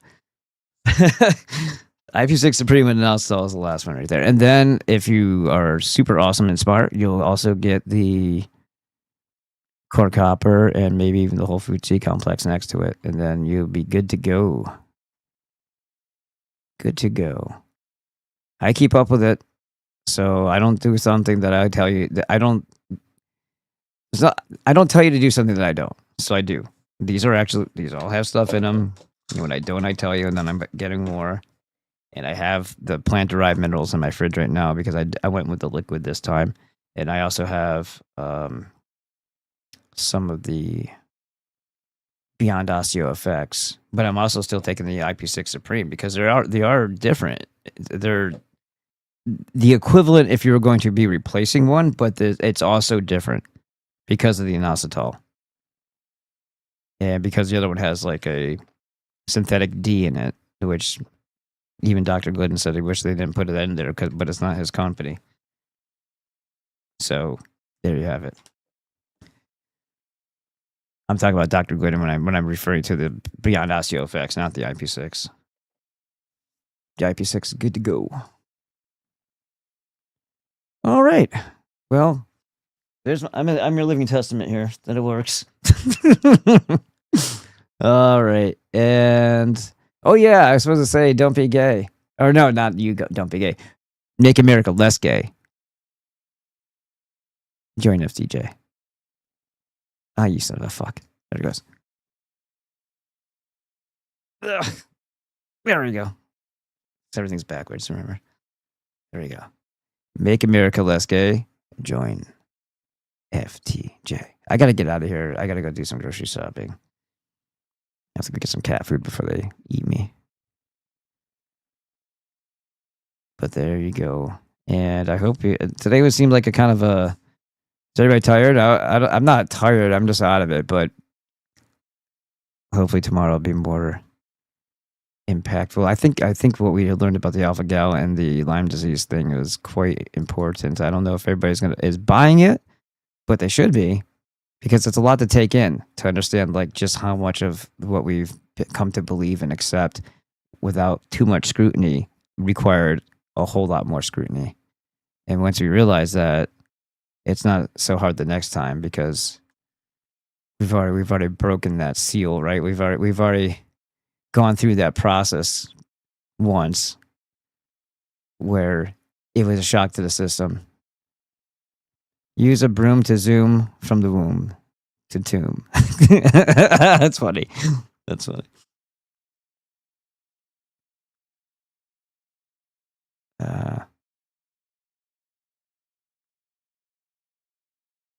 Which is a V-Swick. The complainer of Fulvic grains. No, that wasn't Fulvic. That was the IP6 Supreme.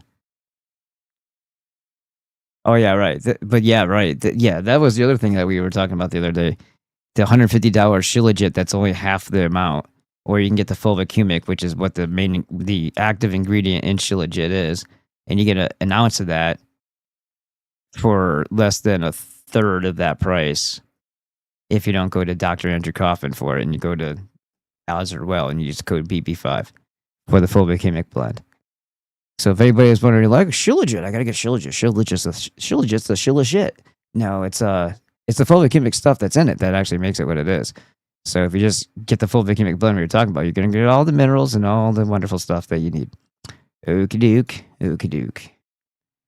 And let's check over here real quick. White Wolf Crusade taking clip suggestions. Return to the Land is being sued. Oh, I heard about that. Yeah, we should bring awareness to this issue. I'm pretty sure there's somebody doing that. I think I've heard it being talked about on FTJ with Dave and others. It's just so gay, right? It's like they're gonna go on an anti-Semitism tour, but it's considered racist or anti-Semitic or whatever to want an all-white place just for them. They have Jewish B'nai B'rith, so they already literally have an all-Jewish lodge or clubhouse, if you will, of evil and sorcery. That's where the AGL came from. But yet they can't just have a little congregation and say, you know, we prefer to be among our own people here. Isn't this our fucking country? Isn't this our country? So why are we even asking permission for that? And why are we secluding ourselves in small little tiny swatches of land when we should have the whole fucking thing? Because that's what's going to end up happening. You're going to push us too hard. And they're going to say, oh yeah, you know what? You're right. We've been way too polite lately. We've been way too goddamn polite. So this is FTJ Media. FTJmedia.com. Click Get FTJ, bro. Or don't. See if I care. But you should. And then everybody, we have the rest of today, 27th, 28th, 29th, 30th, 31. By then, we need to have already achieved the goal of pro plan members for FTJ. Otherwise, it doesn't stay. So you, in the event, know that I have other channels too. So I see you there. Okay. Because I don't want to miss my friends and the community that we've built here should something happen. I don't want that to happen. But I don't want to think in that way either. So let's make it happen. And the other thing, like I said, tomorrow I'm going to be printing out a big stack of the orders, everything that I got so far. It's going to be coming out. So if you want to have yours on the first batch, place your order now. Use MEM10 and get the 10% off, and I'll get to that one as well. I'll be able to get it out in the first round of sauces here. Okay. And also the same thing with the creatines. Creatines are really quick and easy for me to make because it's already pretty much done. I just measure it out. So if you want to do the creatine, do it. If you're ordering a book with hot sauce, I will email you and say, did you want me to wait? Or because here's the thing, the shipping is only for one package, which is the cumulative thing. So when it charges for shipping, right? If you get a book, I don't really like shipping it with hot sauce just because it's a book and it's hot sauce. We can make it so that nothing happens. It just feels weird to me to put hot sauce next to a book and then expect somebody to, you know what I mean? But I always ask that those are ordered separately from the other products, especially since if you're not getting the large paperback one or the small paperback one, I only have one hard copy coming right now, and that's for somebody that's already placed the order. So if you order a hard copy from me, it's going to take a while, which means if you ordered other stuff with it, it's all going to get shipped the same time. You know what I mean? So if you do it separately, then you're going to get you're gonna get it.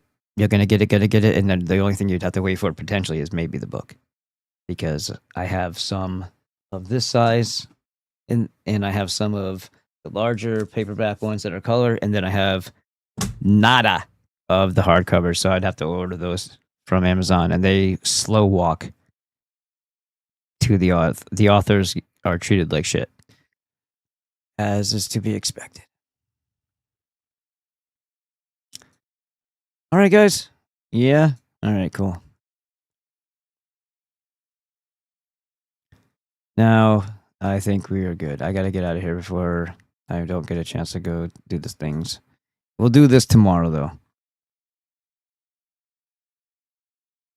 And hopefully tomorrow I'll have my head on straight better. But we did go through the tick thing, which is really important.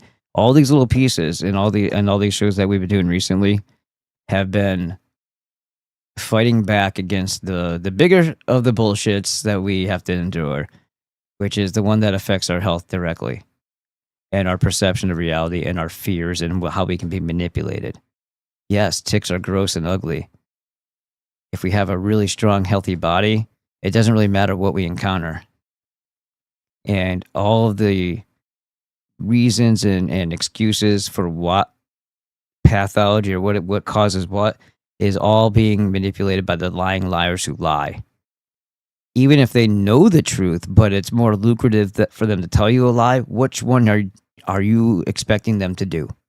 Do you think they're going to tell you the truth because they know it? Or do you think they're still going to bullshit you because they're merchants? Because they're cutthroats and bandits? Because especially if there's a deleterious or detrimental effect to you, what makes you think they're going to want to tell you the truth? All right.